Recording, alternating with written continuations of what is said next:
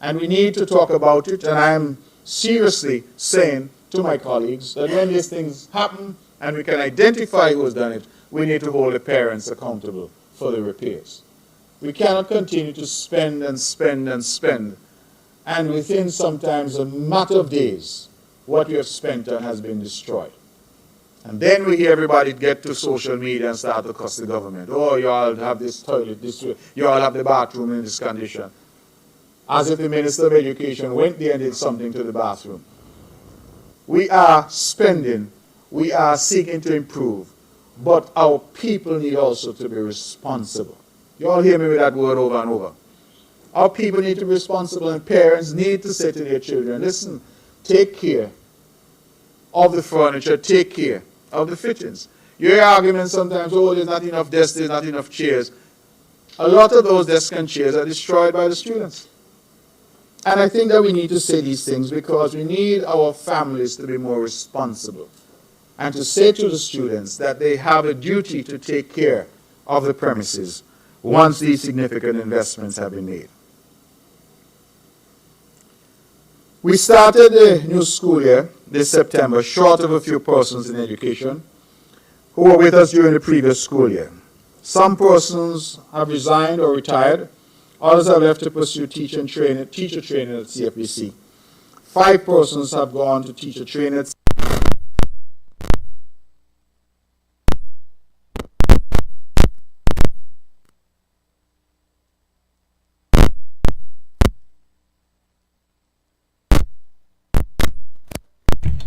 Okay, it seems like there's some audio issues on the... Okay, here we go. Thank you and appreciation to both of them for their sterling contribution to the development of education, and more specifically to our students here in Nevis. And we extend best wishes to them and to all others who have retired or moved on as they embark on their new journeys.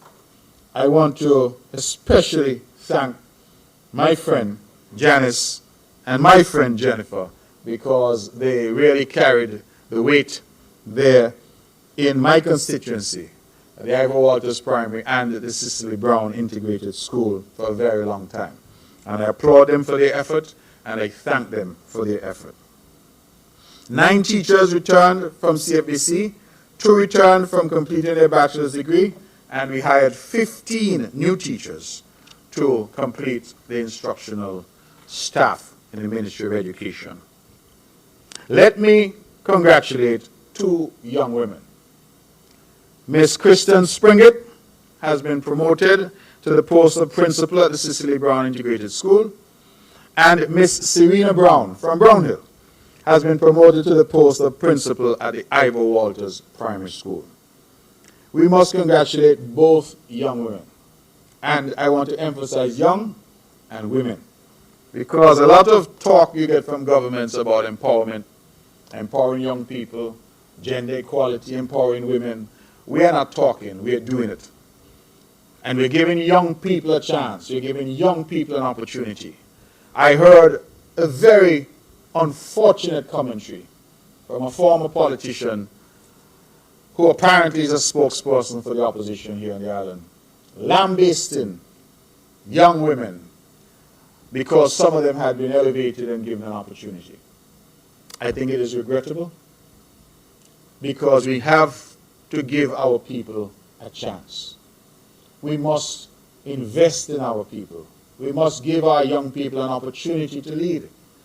And that is what this government has tried to do. We have given them that opportunity. And I know that Ms. Springett and Ms. Brown are going to do well. They are motivated, they have what it takes, and I believe they're going to deliver for the benefit of the people of Nevis. Ms. Brown is from Brown Hill. She would have gone to Ivor Walters. Her mother would have worked at Ivor Walters for a very long time. She is embedded in Brown Hill, and Ivor Walters is the pride and joy of Brown Hill. And so for us, it was a natural decision to get her there, to lead that institution, now that Mrs. Whittaker Richards has gone into retirement. And I'm really hopeful that the community and our people will support these young people. We can't continue to stress education, encourage our young people to go away to study. And when they come back with their degrees, we tell them, stay in the back of the bus, stay in the back of the line, and you must wait until you're 50 and 60 to get a position. We must invest in them. We must show them, whilst they still have the youth, the vim, vigor, and vitality, that this is their time. We keep saying, and I want to change the saying, that the youth are our future. And I keep saying, no, the youth are our present. The youth are our present. Of a global population of 8.2 billion, nigh 30%, some 2.4 billion, are people below the age of 29. So what we must tell them? No opportunity for you?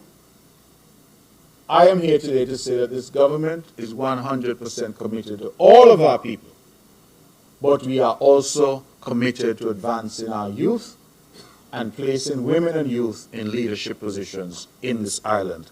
I think the island can only be better for them. And when you look across the Ministry of Education, you look at the leadership. The permanent secretary is female. The principal education officer is female. And you look across the schools on Nevis, virtually all of them, I think, with the exception of the Gingerland Secondary School, are females. And many of them are young people. We have invested in young people. St. Thomas's Primary School, a young woman. St. James Primary School, a young woman. Violet Jeffers, a young woman. Ivor Walters, a young woman. Cicely Brown, JLPS, EPPS. We have continued to demonstrate our commitment to elevate young people and to elevate women in our society. Why? Because they have a lot to offer. And that's what this government is about. The Brazil FAO International Cooperation Program is hosting a training program which forms an integral part of the Sustainable School Feeding Action Plan. Representatives from each primary school are currently enrolled in a 4-week training, bringing together around 50 technicians, managers, and decision makers from school feeding programs in St. Kitts and Nevis. The aim is to share knowledge, experience, and lessons learned in the field of school feeding with a view to implementing sustainable school methodology in the two islands in the future. I'm very proud of our school meals program. Of course, the program is administered differently in St. Kitts. I'm told in St. Kitts they create the meals in one location and then transport the meals to the schools. In Nevis, we have built kitchens at virtually every primary school on the island. And so every primary school on the island gets hot meals prepared right on site as part of our school meals program. And so I want to commend those who have been working in this program and to invite the press to take a look when they can at what we're doing in terms of providing nutritious meals to our youngsters in school. Let me switch to the Ministry of Health for some important updates. October, as we know, is recognized as Breast Cancer Awareness Month, and it's a time dedicated to raising awareness about breast cancer, encouraging individuals to learn about risk factors, undergo regular screenings, and, of course, we must support those affected by the disease. The Ministry of Health urges women, in particular, to visit their healthcare providers, get screened, and take advantage of the affordable mammogram services available at Alexandra Hospital. The fee is just $200. Early detection can save lives, and we ask you to schedule your screening today. Now, I pause there because you will recall, members of the press, that for several months last year, we had free mammogram screening at the Alexandra Hospital. And we urged our women folk to go there and to get screened as part and parcel of our response to rising cases of breast cancer. Some took advantage of the opportunity. We did indicate that we would offer the service at a low price, but it will no longer be free after December of last year. And so that price is $200 EC. I want our women in particular to consider that to spend $200 EC to determine your status and to ensure that you are free of breast cancer. And if you have any indications of breast cancer, to be able to deal with it effectively and early. Early screening saves lives, and as we know, once we get hold of some of these diseases early, we can prevent deaths. And so I urge our women folk to take advantage. Of course, men can also get breast cancer. And so I urge our men folk as well to go and ensure that they're getting regular checkups. A lot of our men, because I suppose in our culture we're supposed to be macho men, we don't go to the doctor until it's unbearable. By then, it sometimes is too late. A lot of men in Nevis like to say they have gas pain. The head hurting them is gas. The foot hurting them is gas. The knee bothering them is gas. Everything is gas. I think that we need to take our health seriously. I continue to advocate for our people to engage in healthier lifestyles, to ensure that we exercise, to ensure that we eat properly, to ensure that we drink lots of water, we avoid excessive alcohol, we avoid smoking, and, of course, we avoid risky sexual behavior. These are all things that we can do that are within our control in order to ensure that we assist in keeping Nevis healthy. The Community Health Nursing Services, in collaboration with the Health Promotion Unit, will be hosting a Stop and Chat breast health session at Memorial Square on October 25th, starting at 10 a.m. to 1 p.m. So this is all part of our breast cancer awareness. We're having a Stop and Chat in the middle of town at the square. So stop by, have a chat with our knowledgeable team, and they will help you and give you information about your best breast health and practicing self-care. We also have been celebrating in the month of October this year's Mental Health Month. And that is being celebrated under the theme, It's Time to Prioritize Mental Health in the Workplace. The Behavioral Health and Wellness Center will host a week of engaging activities to raise awareness and promote mental health. We want all of you to join us in making mental health a priority. In St. Kitts and Nevis, sometimes we focus on our physical health and we ignore mental health issues.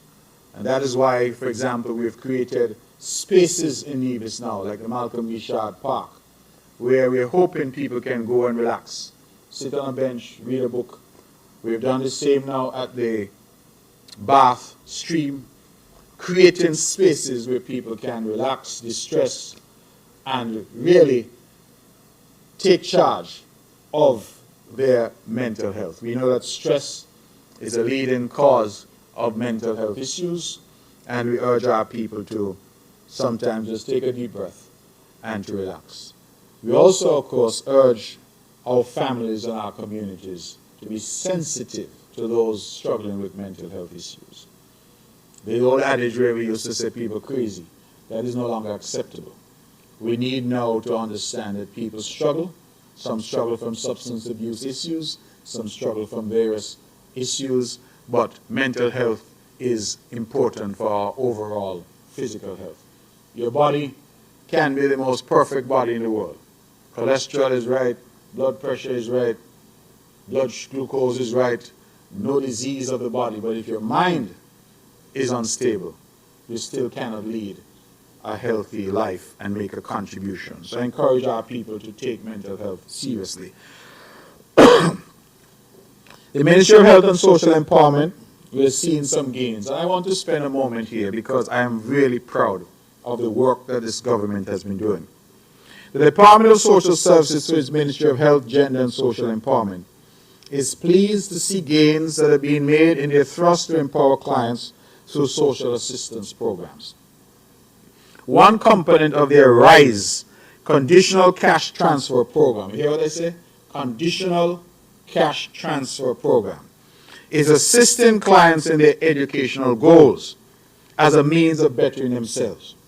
The program in 2023 set a goal of helping our clients, predominantly female, who are heads of households, to work towards achieving a minimum of 5 CXC subjects.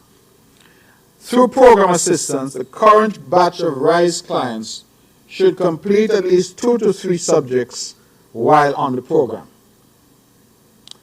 The recently released 2024 CSEC results show that 10 of the 12 clients who sat CXC subjects were successful.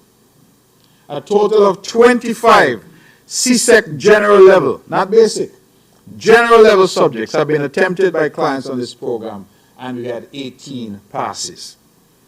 The RISE program also offers skill training, classes in money management, job search assistance, reading classes for children, among a wide array of other services for parents and children. The concept of empowering our clients to enhance self-sufficiency is an approach which is currently also being carried out through the federal LIFT program, formerly known as PAP. Clients are encouraged to work with their case workers so they can take full benefit of the non-cash benefits of these programs. So you see, in Nevis, what we've said, we're going to do a cash transfer. We're going to assist the family, but it is conditional. To continue to access that assistance, you have to demonstrate that you're making strides to better your circumstances. And so we're offering you the opportunity through training, and in this case, the opportunity to sit exams offered by CXC. I believe, ladies and gentlemen, that this is the very definition of social safety nets and how they ought to work. That you're not just giving a man a fish, you're telling him that he must learn how to fish so that he can sustain himself. This is not about a handout. This is definitely about a hand up. That's what we're seeking to do, stretching a hand out to people and lifting them up. And that is what we're seeking to do here on the island of Nevis. And I'm so proud that 10 out of 12 who sat exams were successful, and of 25 subjects attempted at the general level. I want to keep emphasizing that. This is not basic CSEC, this is general.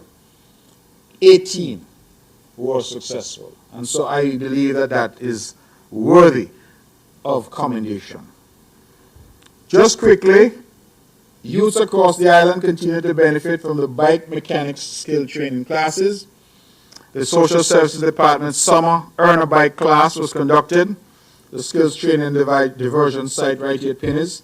According to organizers, there were 18 participants in the program, and they expressed great enthusiasm and enjoyment, highlighting the skills they gained in bike repair and the opportunity to benefit from bikes for their own recreational and transportation use. In addition to skills training, youth were engaged in awareness raising sessions on road safety, health and wellness sessions, and protecting themselves during recent extreme heat waves. The Bikes Not Bombs lead program fosters environmental stewardship, economic development, and social empowerment through cycling, and operates out of Boston, USA. I believe, if memory serves, that program would have actually predated this government. If memory serves, it would have been started under the previous NRP-led administration. And so I thank them, but I also point out that where there are good programs, they ought to continue.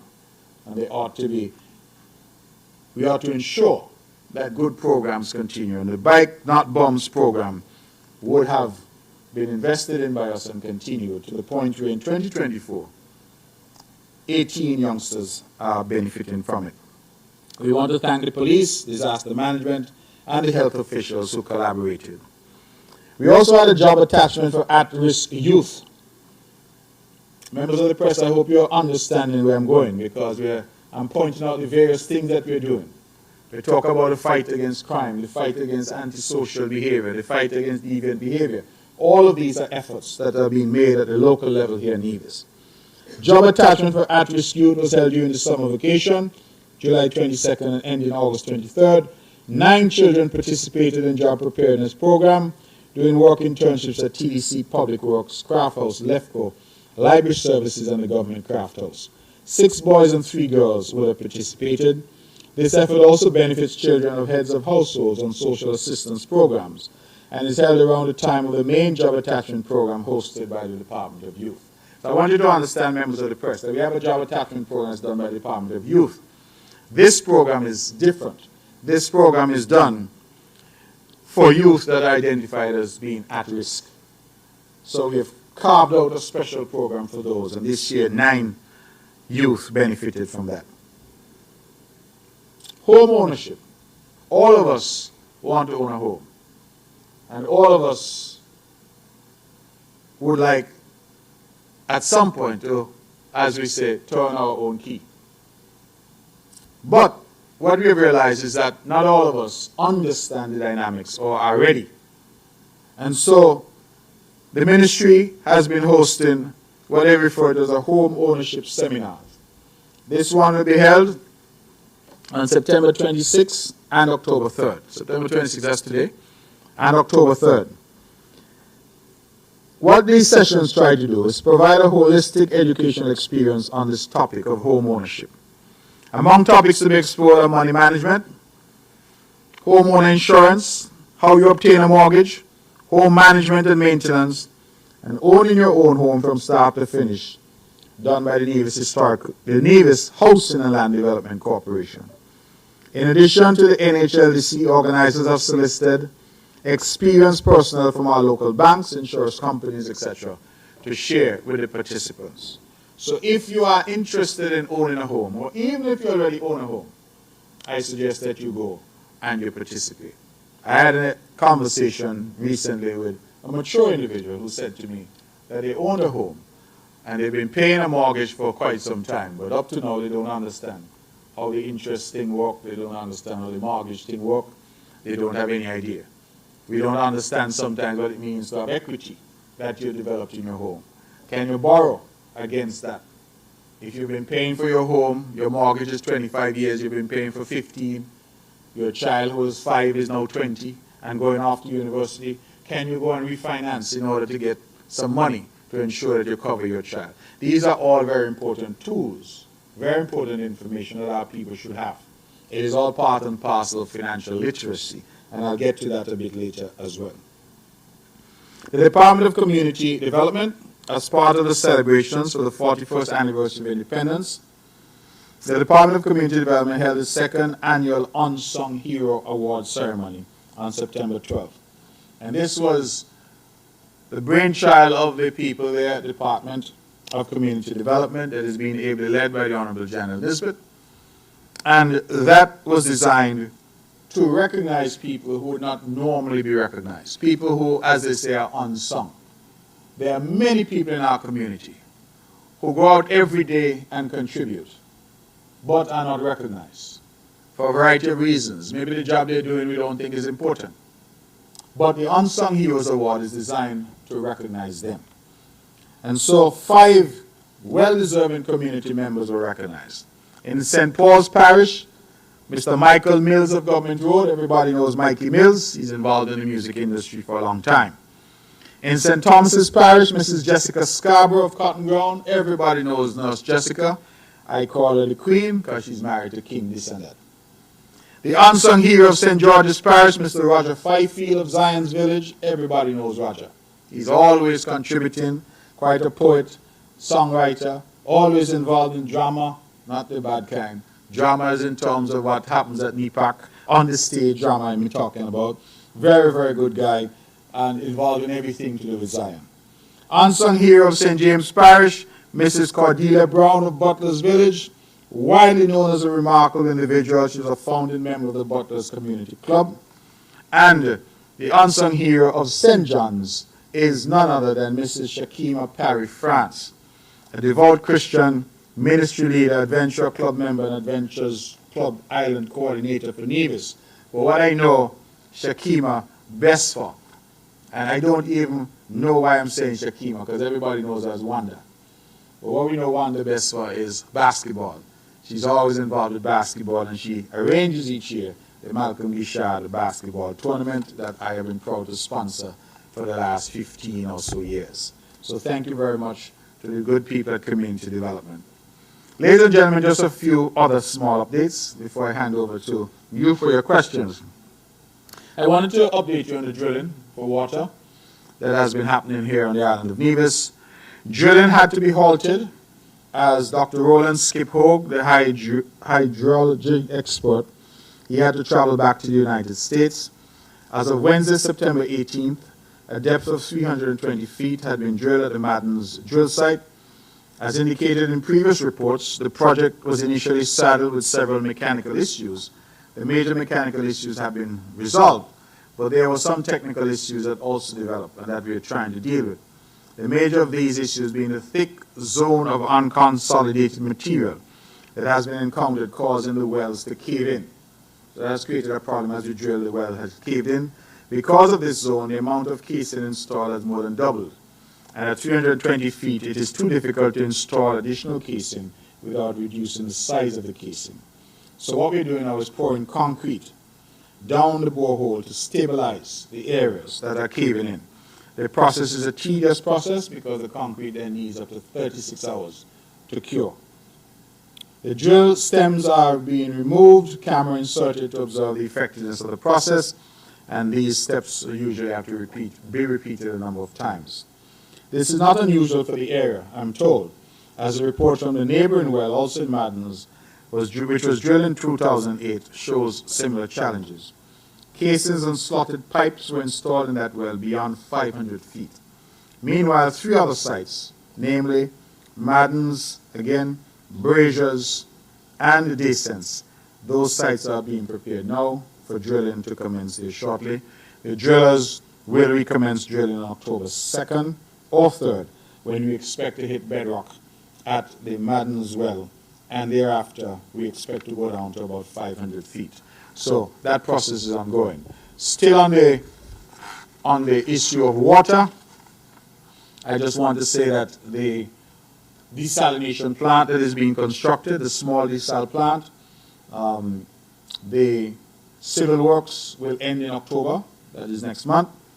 We will have everything installed. The equipment is already here, but the experts are coming in to hook up everything, and that should be done in November, and we should be commissioning that desalination plant before the end of this year. And so we say thank you again to the government of the United Arab Emirates for that gift, one to Nevis and one to St. Kitts. I have been asked to inform the general public that the Nevis leg of the National Consultations on Crime will be held at the Malcolm Guichard Recreational Park on Friday the 4th of October from 9 p.m. So that's next Friday at 9 a.m., 9 a.m. We have the consultation on crime. That is an ongoing national initiative launched by the Honorable Prime Minister and Minister of National Security. We're inviting the entire Nevisian public to come out and share their views. So that's next Friday, the 4th of October at 9 a.m. at the Malcolm Guichard Park. Now, I mentioned earlier about the efforts at educating our people in relation to their financing, asking our people to be more responsible. It has been a topic that I have engaged on more than once, because I feel that some of our people behave irresponsibly with the money that they have available to them. And having spent their money on their wants, they are then prone to attack people for saying that their needs are not being satisfied. I think that if you are out there and you prefer to spend your money on hair, nails, shoes, at the rum shop or at the houses of ill repute, rather than buying food and paying your child support, then you are the problem, not the country and not the government.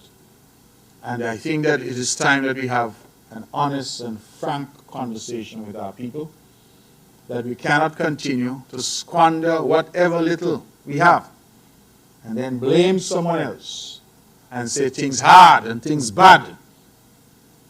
Because a lot of people who are claiming things hard and things bad, when you say to them, well, let us look at how you deal with your finances, you realize that those people are choosing to spend on their wants and ignoring their needs. And so, financial literacy, allowing our people to understand the dynamics of how money works and how they can build wealth and transfer wealth from one generation to the next. All of these are important. The government cannot completely exonerate itself, and I'm the lead of government in Nevis, because there have been some government policies and actions which, in my humble opinion, have actually exacerbated the problem. And I'll give you an example. Some years ago, somewhere around 2007, 2008. The then government in Nevis, the NRP, built an entire housing development called Cherry Gardens. It is a beautiful housing development.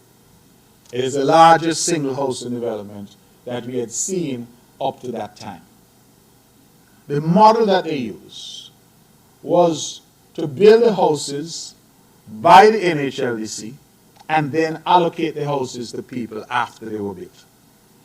And those people were then asked to pay monthly to the corporation, some instances being asked to pay over 25 or 30 years, $600, $800, $1,000 a month. Many of our people rushed into those houses, and many of them started to boast, I now have a home. Well, they did have a home in the sense that they lived there, but they had no title to that property. The titles to all of those properties in Cherry Gardens remained with the Nevis Housing and Land Development Corporation. And so people were paying monthly, those that were diligent, but they were paying monthly almost as if it was a rent-to-own type of situation, because they would not get title until the 30th year after they paid off. So just imagine if you got one of those homes and you were 30 years old. You would be 60 years old before you got your title. Now, why do I raise that? Because sometimes we feel good that it is a short-term benefit. I get a house, I have my keys. But there's no long-term benefit because you don't have your title. It means, therefore, that you're not getting the benefit of any equity. You can't go and say, let me borrow against this property. You can't even, in some cases, insure the property, because the insurance company is going to ask you, where's your title for the property?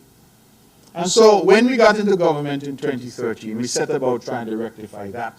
And we are continuing to do so, because some of that has still persisted to this day. So we continue to try to rectify that and to say to homeowners, let us find a way.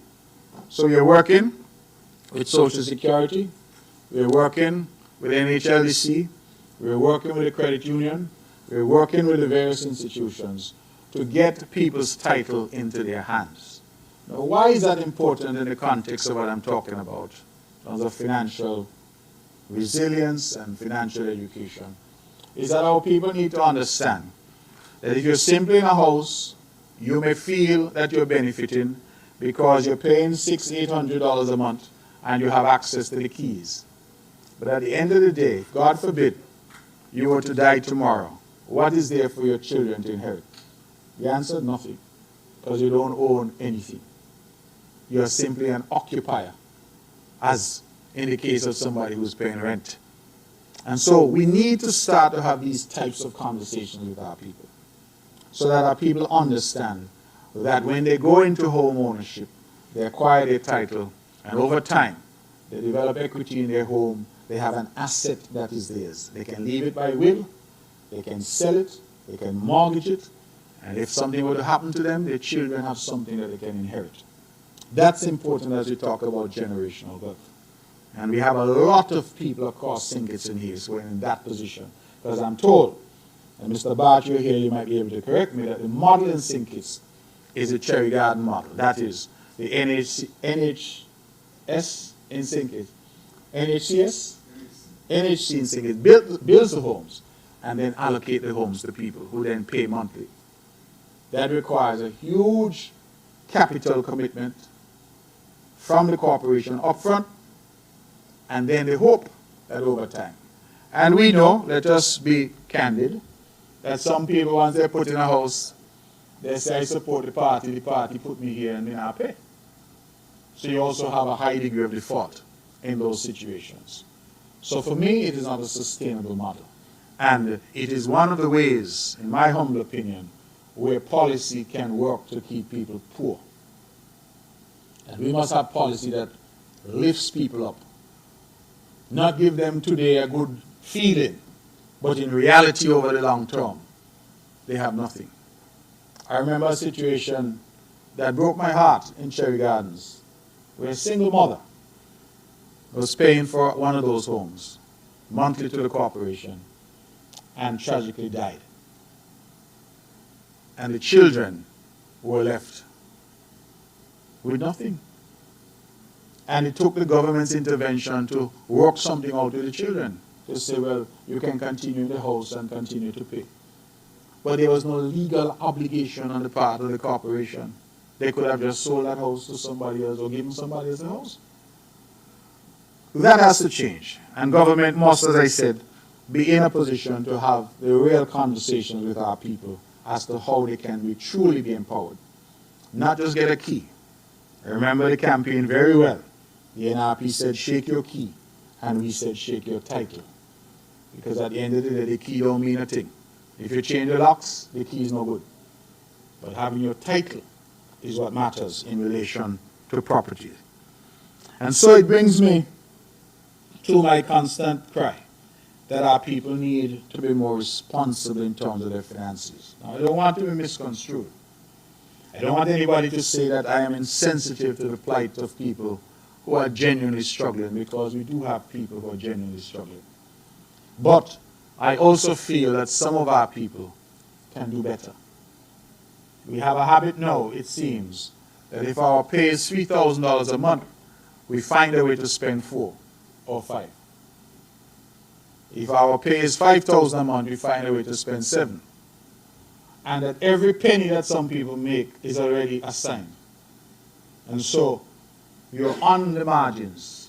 And if you lose your job or you get sick, you immediately drop off the cliff and fall into poverty because you're not making any provisions for that rainy day. The Bible tells us about the times of plenty.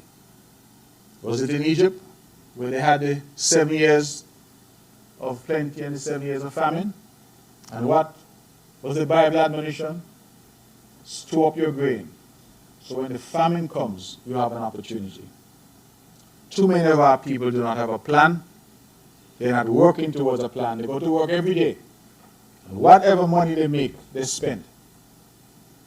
And people say to me sometimes, oh, cost of living is high, so we can't save. And I said, I know where I come from. A place called Scarborough and a place called Handley's Road. And the level of poverty, with the benefit of hindsight, looking back, that existed then, doesn't exist anymore in Nevis. What I mean by that is that everybody was poor. Everybody, tot moun sama bagay. Everybody went to school barefoot. Everybody had the same struggles. Not getting 3 square meals a day. All of us were in that position. And still somehow, with no employment, there was no 4 seasons, there was no payday for many people. Still somehow, that old granny and that old great aunt find some way to save a little something. And I believe people who are listening know exactly what I'm talking about. Whatever they got, they pinch a piece of it and they save something. Nowadays, people earning $5,000 a month and tell you they can't save a penny because things are hard. And things are hard in part because they have an account at Coates, they have an account at Hostel, they have an account at TDC, they're taking money from what you call it fast cash, right? They have a credit card, because you see the credit cards, even that requires education. A lot of our people don't understand that a credit card is actually borrowing. That's what you're doing, Every time you use your credit card, you borrow money. Except that when you go to the bank and the bank charging you 5% on a usual loan on the credit card, is 22, 23, 24% that you're paying. So some people are saying, oh, I could just make the minimum payment. Run up my credit card, $5,000 in debt on my card, and I just make the minimum payment. But every month, 20-something% is being calculated and going onto that card.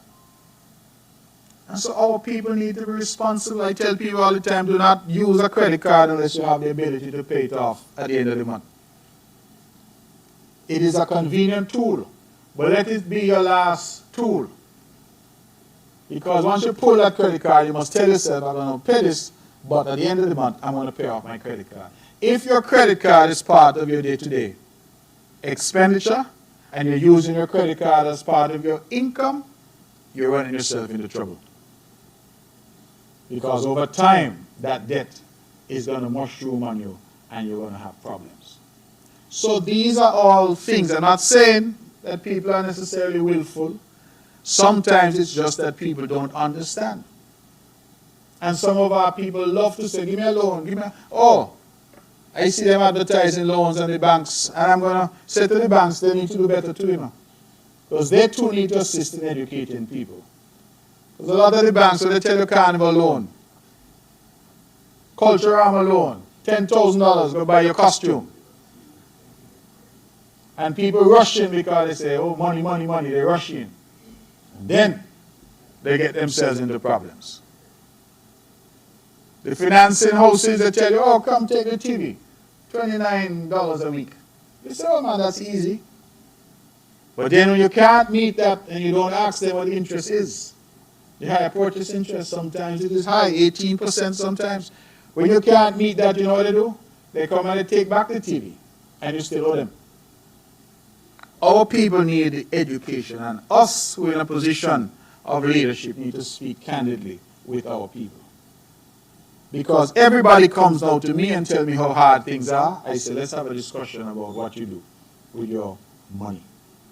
Because sometimes by making adjustments here and there, you could start to put aside a little something. And so this brings me to this program that the federal government has launched. It's called Aspire, A-S-P-I-E-R. I'm told it means achieving success through personal investment, resources, and education. When I first heard this program announced by the Honorable Prime Minister in the Parliament, the budget debates of 2023, in my mind I thought, I'm not so sure that that program is viable. I don't know how you can implement. Yesterday, we had Dr. Marcus Natter, the Cabinet Secretary to the federal government, who came over to brief the Cabinet of the Nevis Island Administration as to where we are thus far. We also have representation from the NIA and the person of Janisha Daniel, who's on the task force to implement this program. And when I heard the rollout and the explanation, it's as if the blinders, the blinkers fell from my eyes, and I recognized that this program, if properly implemented, can indeed be of tremendous benefit to St. Kitts and Nevis. The reason why I say that, because the program is intended to be a financial education and savings program for St. Kitts and Nevis for youngsters between the ages of 5 and 18. Now, the idea behind the program, as I understand it, and as has been explained now to us by the Cabinet Secretary in St. Kitts, is that we need to hold our people from a young age and start teaching them financial literacy and financial responsibility. And so the federal government, and I'm told that the cohort at the start is between 10 and 11,000 youngsters who fit into that 5 to 18 category.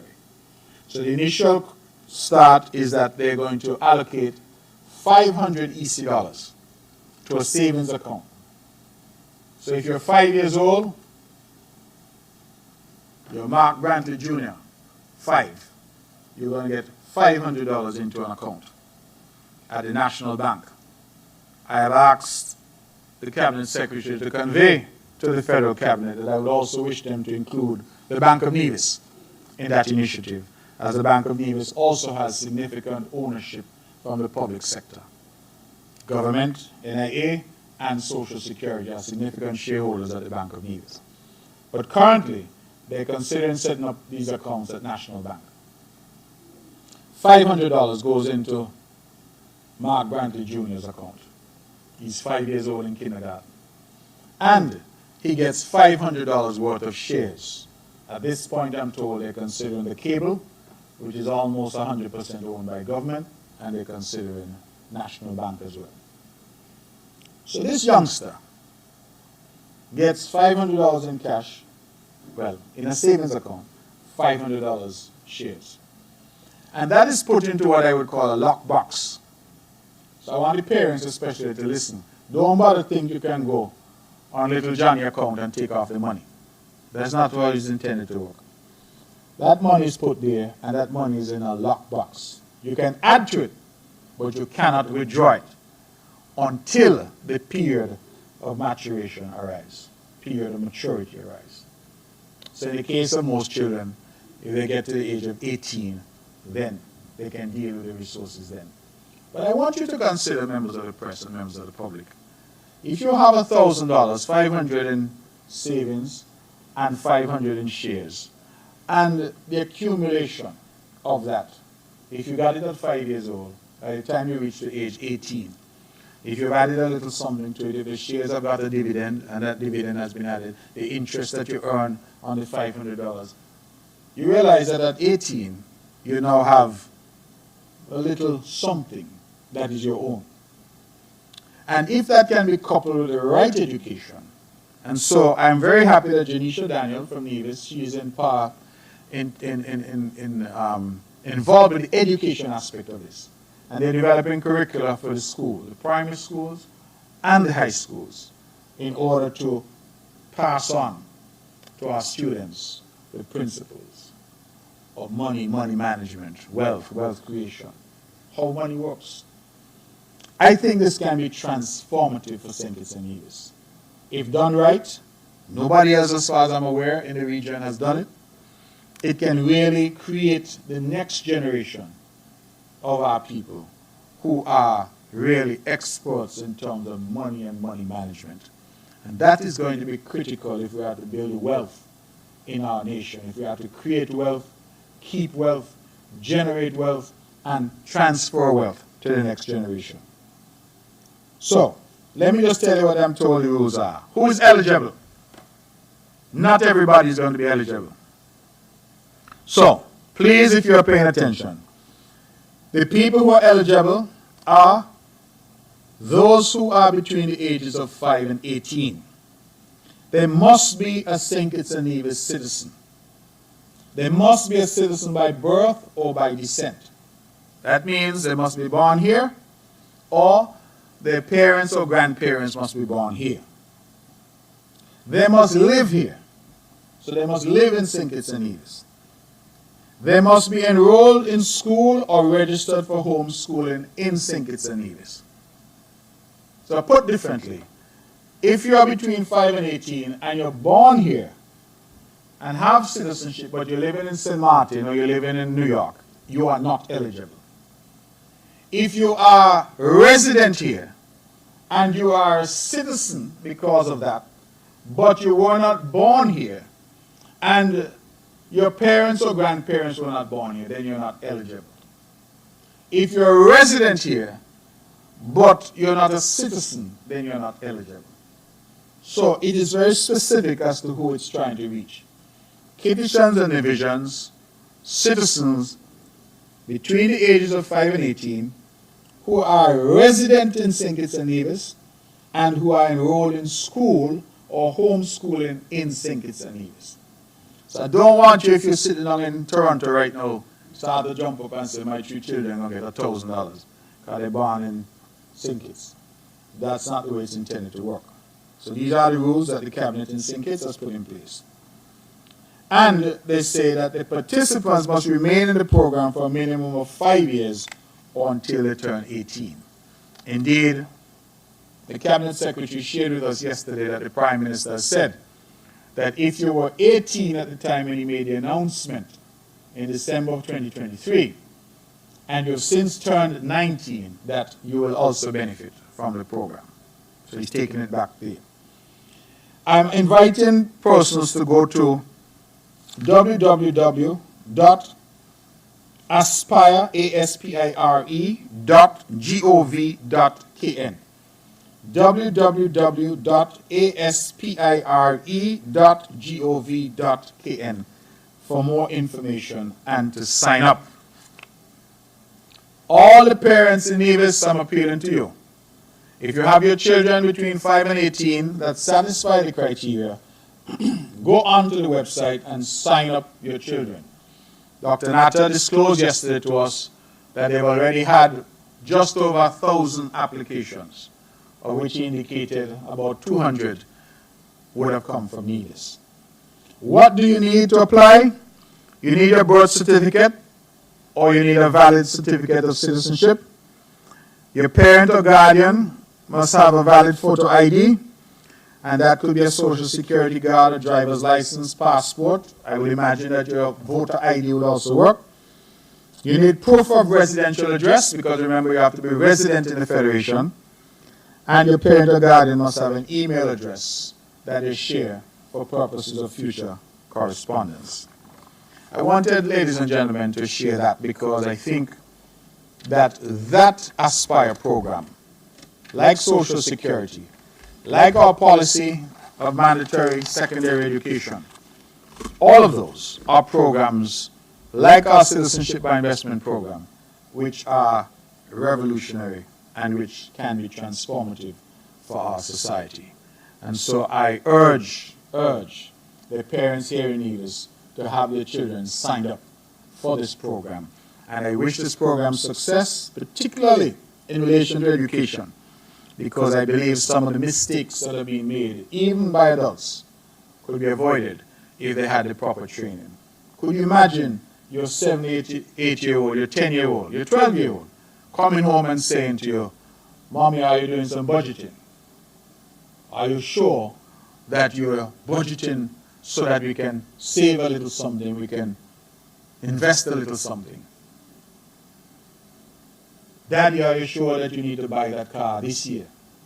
Can't you delay it and do this instead?" Could you imagine that may come from your teenage child guiding you?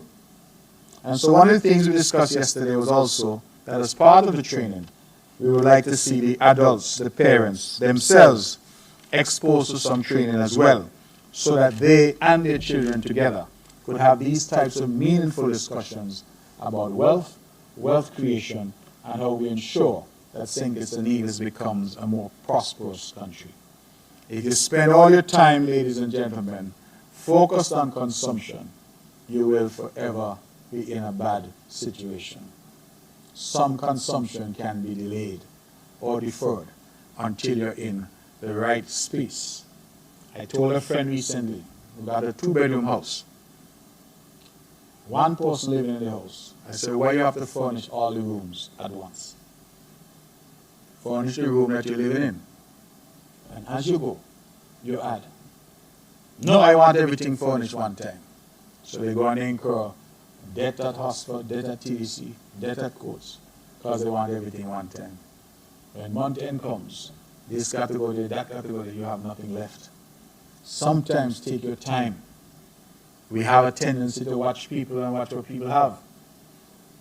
We like to say, "Oh, he got a good car, so we want one too." There's nothing wrong with ambition. But sometimes ask yourself how he got a good car. How did she get at home? It did not happen overnight. Unless you win the lotto, the only way to success is through a plan and through hard work. And our people need to start to hear these truths, because somewhere along the line we lost our way.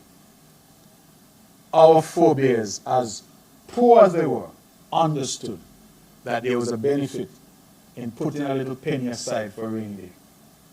Our people today are not concerned about that.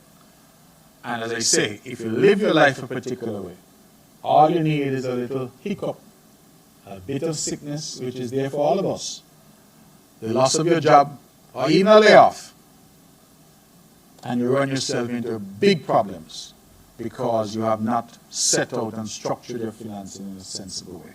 So I definitely welcome that program. I believe that it is an excellent idea, and I hope that it will meet with success. I think it can be absolutely revolutionary for this country if we can inculcate in our children the principles of good money management and ensure that they understand and are literate in relation to financial matters.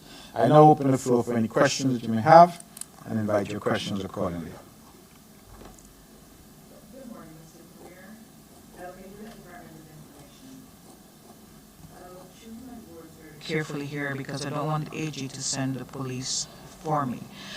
With respect to the federal minister of government that recently came under attack on social media, casting aspersions on her character, that prompted an impassioned philippic from the Attorney General against that kind of activity.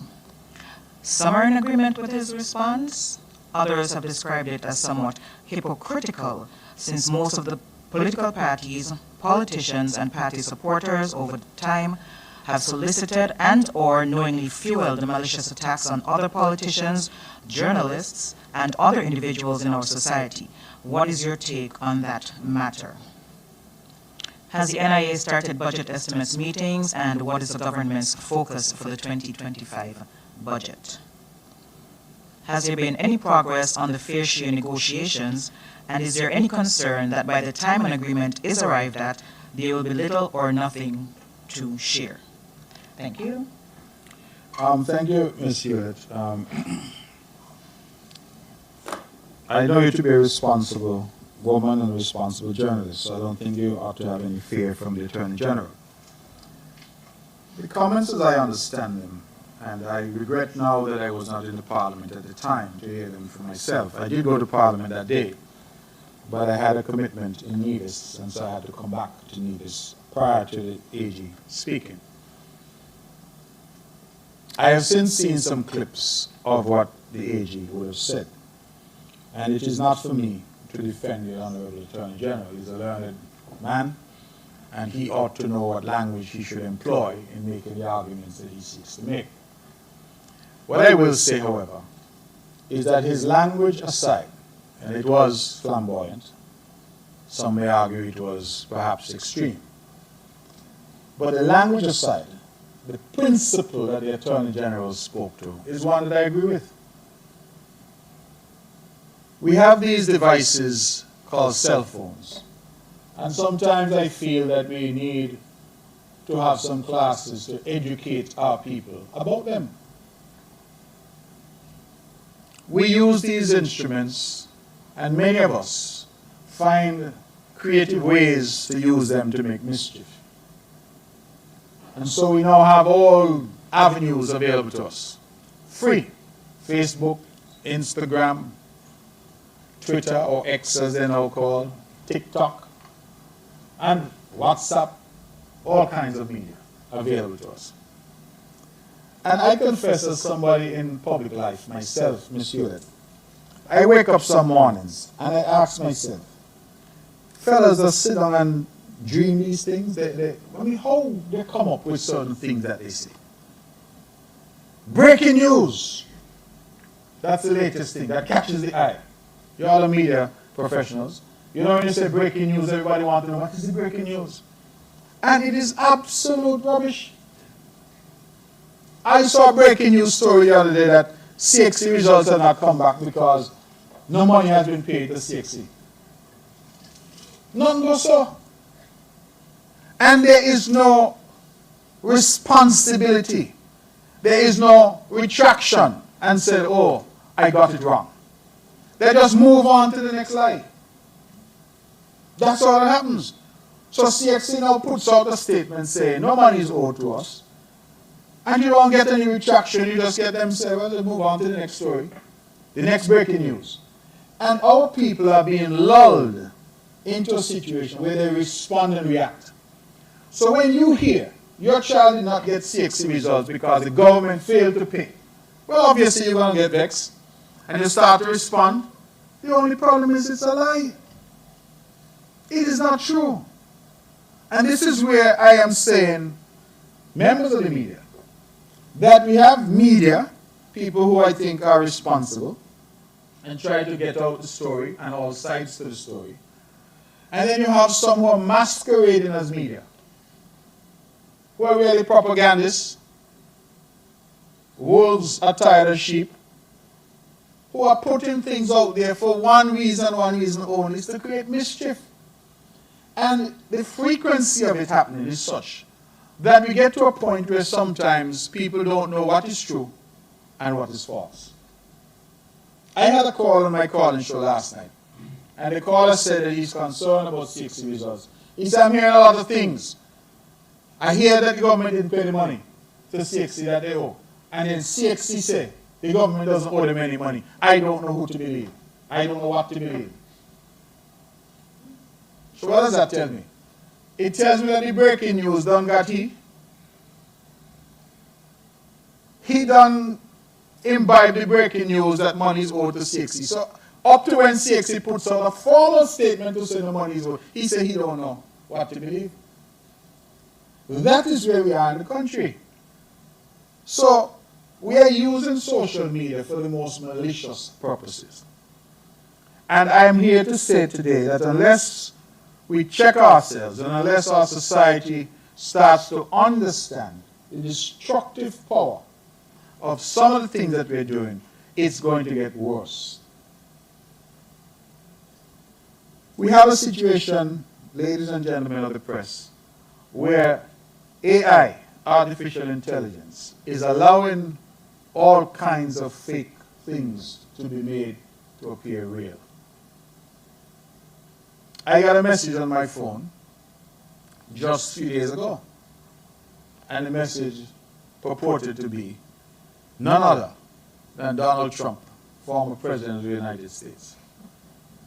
And I said, why Donald Trump? And he referred to me as Mark, you know. And he's looking forward to working with Nevis when he's elected. Only one thing, he wants a donation of some $300,000 to his campaign.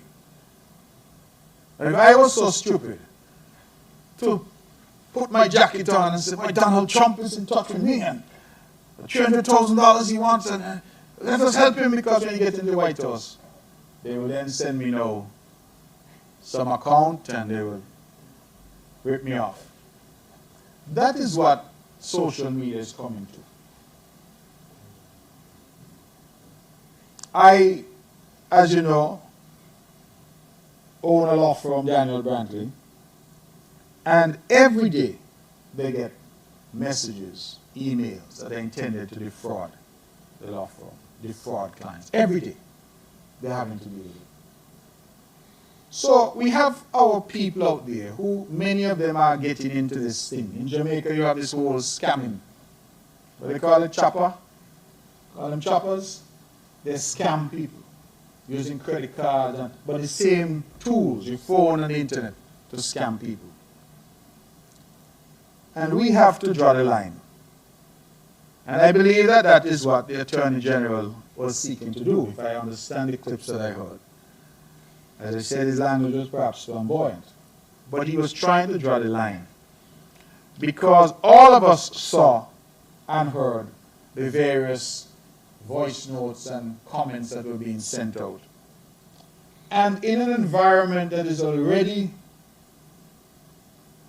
difficult in terms of security and personal safety, you cannot be putting things out there that can potentially put people at risk.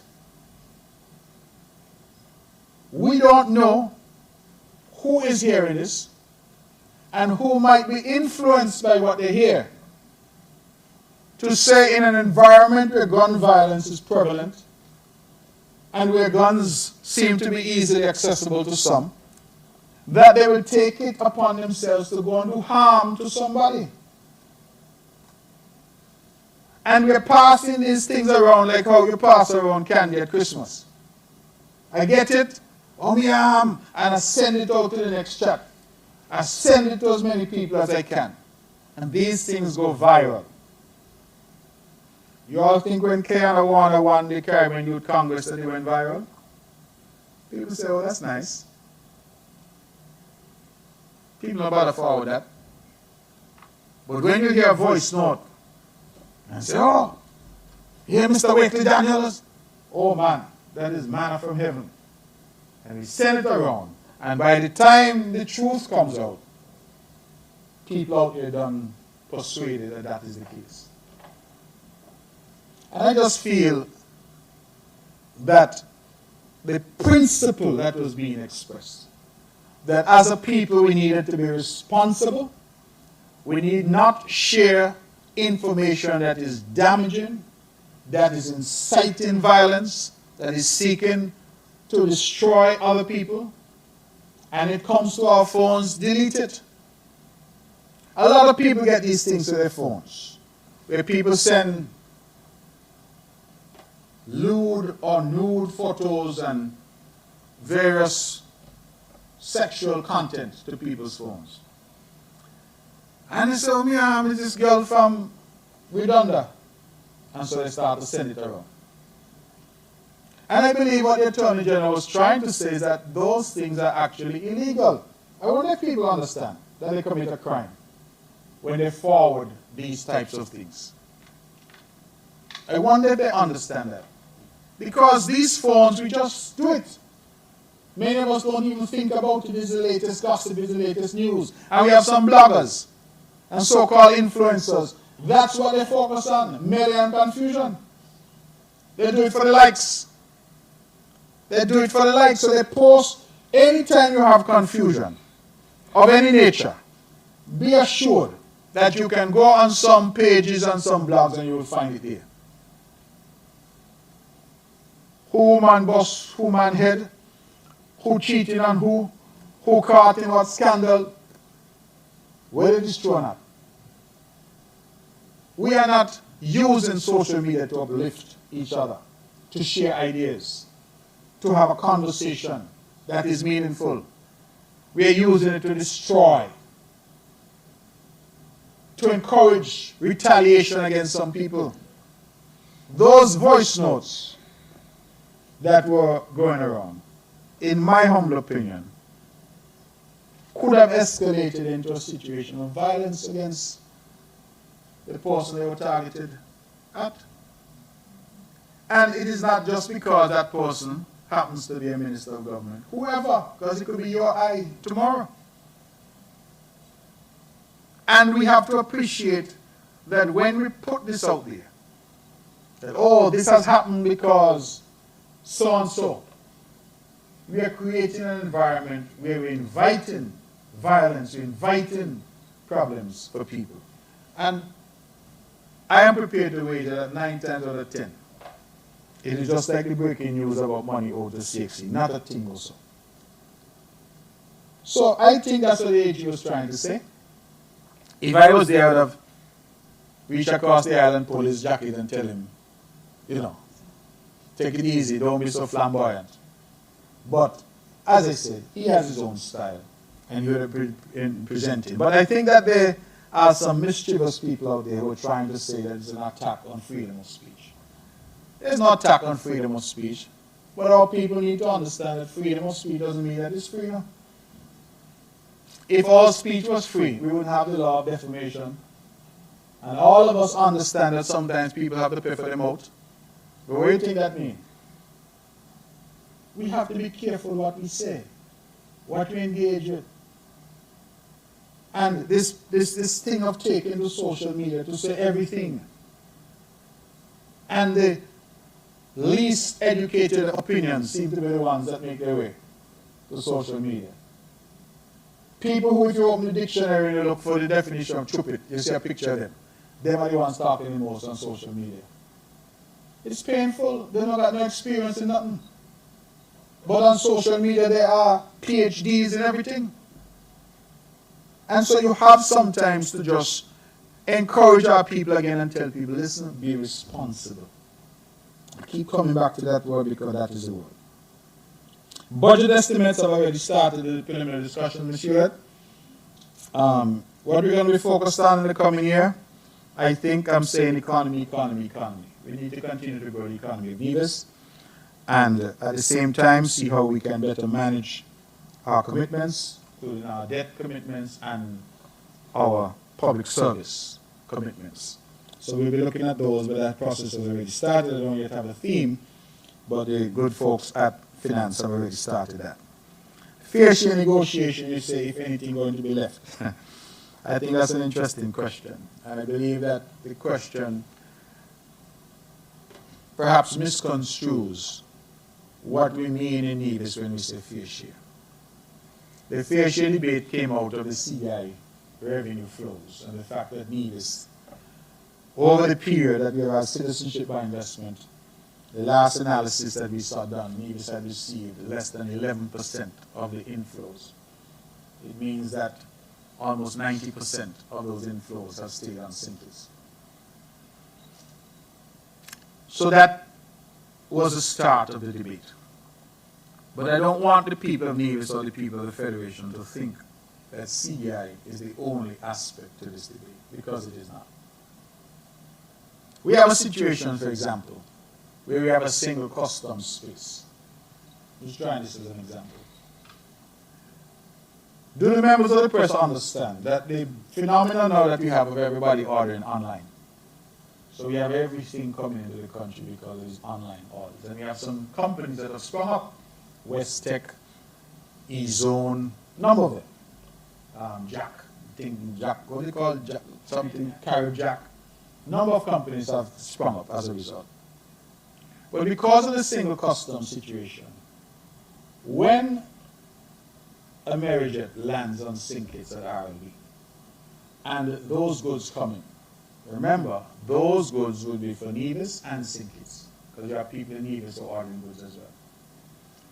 It's one customs union, and so you pay your customs duties there in Sinkids. Let us say that there are 40% of those goods that are destined to Nevis, that is buyers in Nevis. The NIA doesn't collect that because the goods landed in Sinkids, and so customs is levied in Sinkids. You have a situation where you have companies that are operating in both Sinkids and in Nevis. Flow, Digicel, other companies. But they're filing their corporate returns, tax returns, on Sinkids. And so Sinkids collects 100% of the tax that is paid by those companies on their profits, even if a substantial portion of that profit was earned in Nevis. The NIA doesn't get any of that. You have a situation where there's a single filing system for VAT. What that means is that if you are the National Bank, if you are Flow, if you are Digicel, if you are any of these big companies, any VAT that you're paying on services offered across the Federation, you file in Bastille, you pay your VAT in Bastille. Nevis gets none of that in terms of what portion of that was generated in Nevis.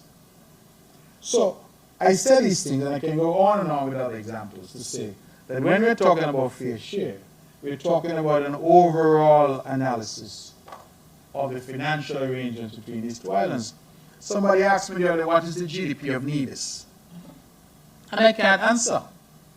I can't give an accurate statement because there is so much leakage out of the Nevis economy.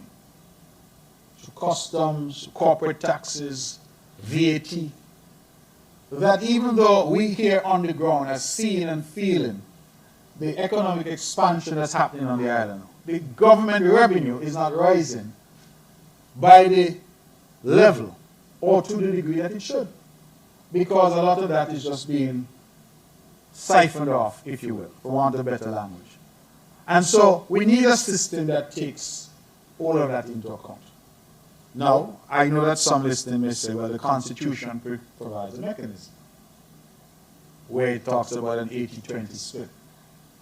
But that constitutional mechanism, for whatever reason, has not been put in place and has not been in practice for some time. So we are saying, and even if it requires a constitutional amendment, so be it. But we are saying that it comes to a point when these issues need to be addressed. So, Mr. Hewlett, I don't want it to be said that it's just a CBI argument, because we understand that CBI has been on the decline and that the number of applications are less than.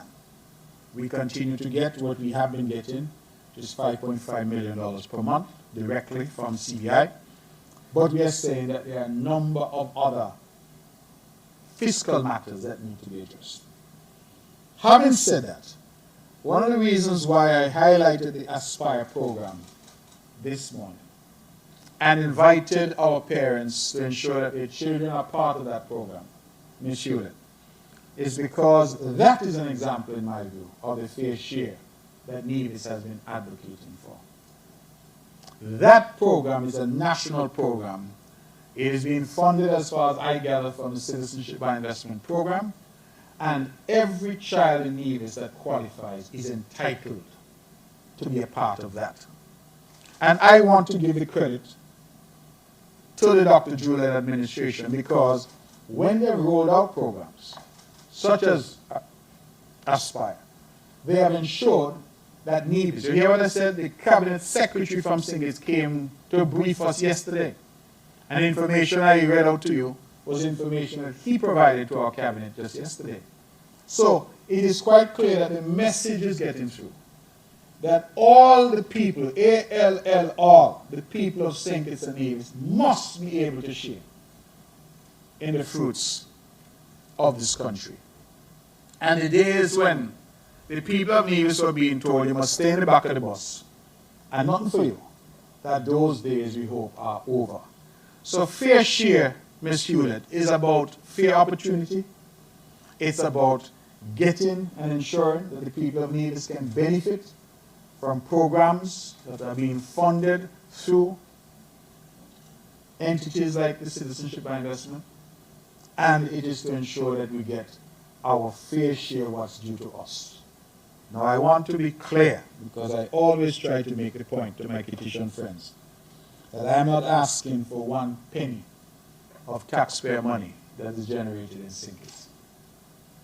St. Kitts, if your economy is growing and your taxes as a consequence are growing, God bless you. May it continue. Mark Brantley and the NIA is not interested in a penny of that. What we're interested in is knowing that taxes that are generated from activity on the island of Nevis ought properly to come to the island of Nevis, because we have things to do in Nevis. We have debt to pay. We have teachers to pay. We have a hospital to finish. We have things to do in Nevis. And that is what we've been agitating about. The fair share issue then is a much wider issue for Nevis than simply citizenship by investment. That's important because that has led to a lot of revenue coming into the country, but it's not just that. We also need opportunity. We need to see when national bodies are set up, that New Visions can lend their expertise to those bodies. National Bank Board, Development Bank Board, national institutions, Social Security Board should have representation from Nevis. Our diplomatic corps should have diplomats from Nevis. These are the things that we have been saying. Because if you don't point out some of these things, the same old will apply. And so we're making good progress. In that regard, Ms. Hewlett, we don't yet have a formula that we've agreed. But I do believe that significant progress has been made and continues to be made in relation to that. And the Aspire program is one example of a fair share for Nevis, because every child in Nevis who is eligible is entitled to that program. Anything further for me? Good morning, Mr. Premier. Shamika Bajin, Vaughan Radio. You basically mentioned CXC, so let me start with that.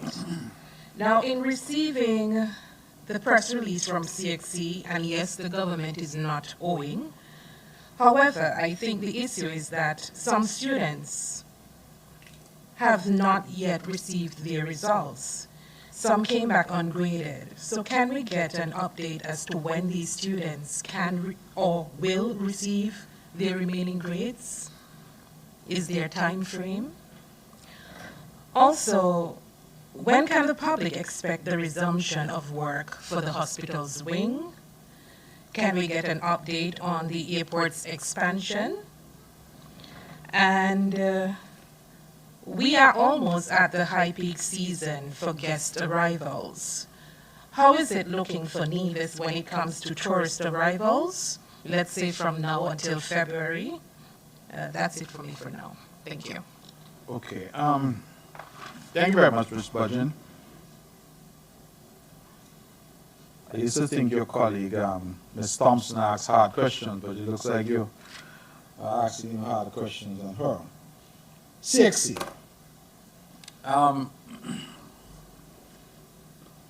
I can only share with you what has been shared with me, because I have no direct responsibility in relation to CXC.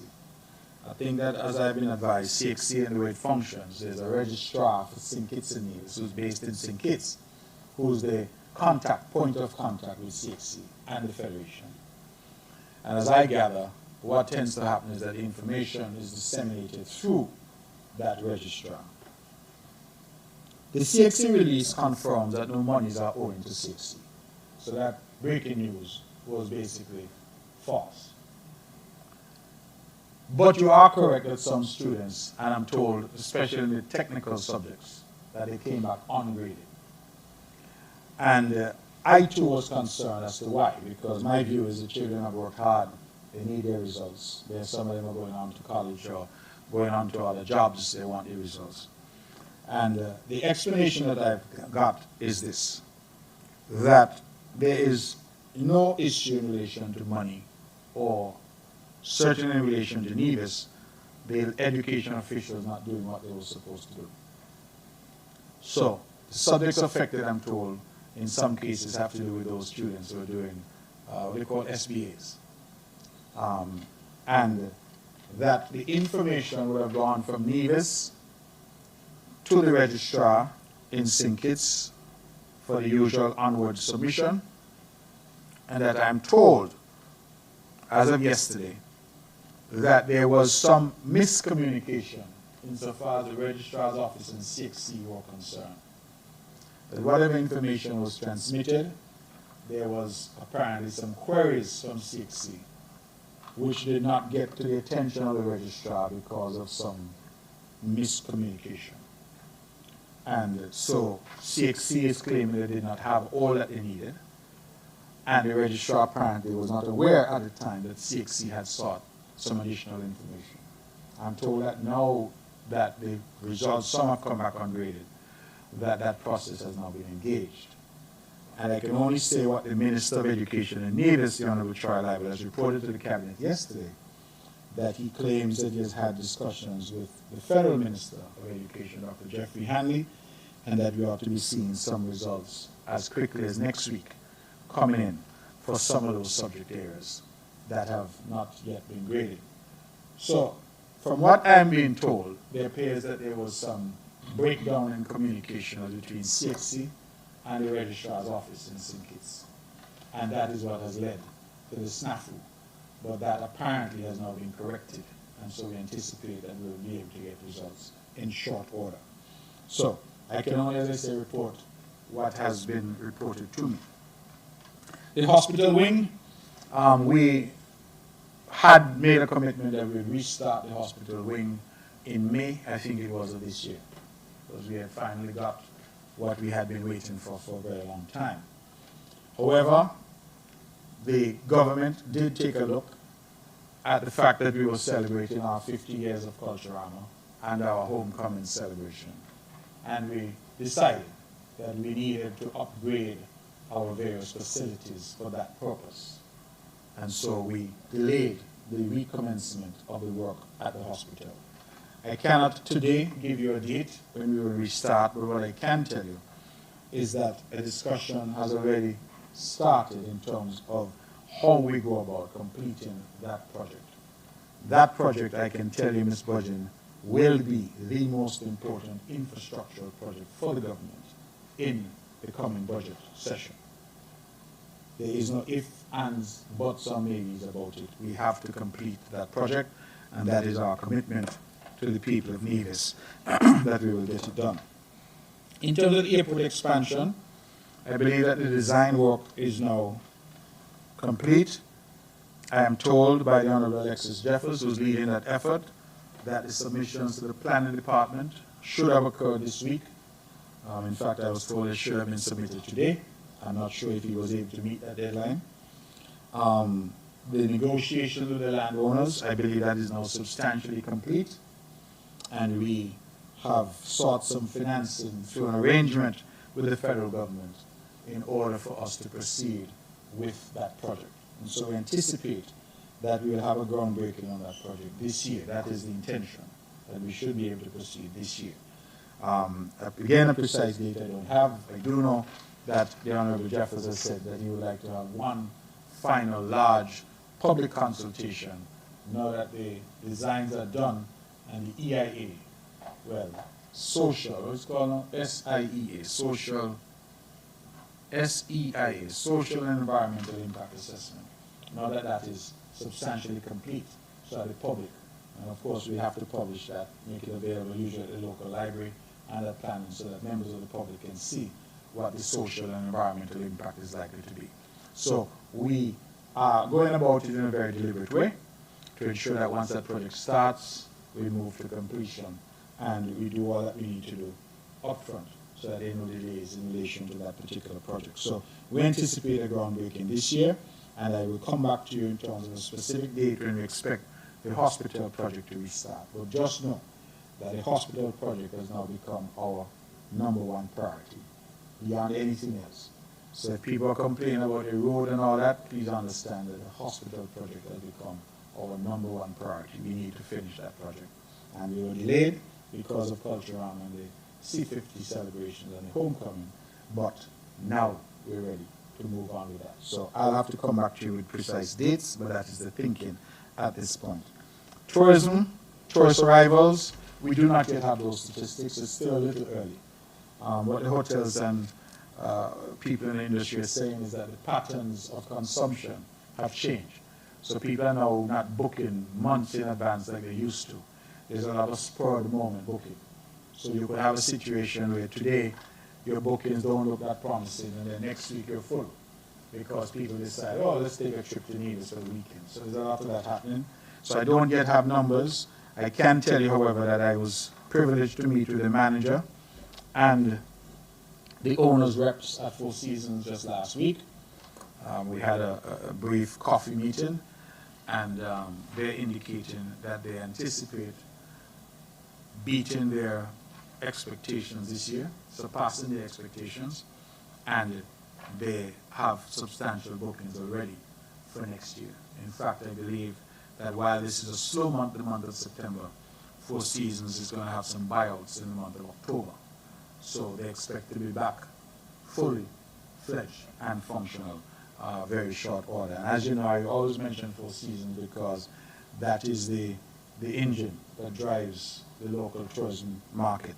On that note, just to report that I came up to the press conference and left the document on my desk, but from my review of the document sent to me this morning, our 2% tourism and development levy this year for the month of August, which would have been paid in September, we have been able to secure just over $100,000, which is 13% higher than it was last year, and over 200% higher than it was in 2019.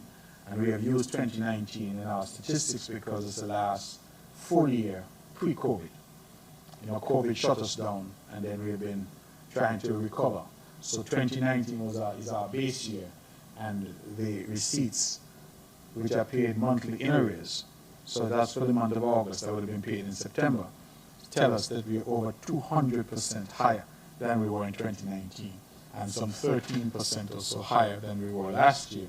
And so far this year, our tourism revenue directly from that 2%, and just for the members of the press, that's the 2% that we use to fund the activities for marketing of the Nevis Tourism Authority. So that 2% is now just about 6.6% higher this year to date than it was last year. So if we can continue in that vein for the rest of the year, I'm hopeful that we can register at least a 10% growth over last year. So that's where we are in relation to that, and as we get closer to the season, we'll be able to tell you what numbers are looking like. But currently, I don't have those statistics available to me yet. It's only September, and the season doesn't really kick off in earnest until the middle of November. Although, as I say, Four Seasons is reporting that there are buyouts next month, October. Any more questions for me?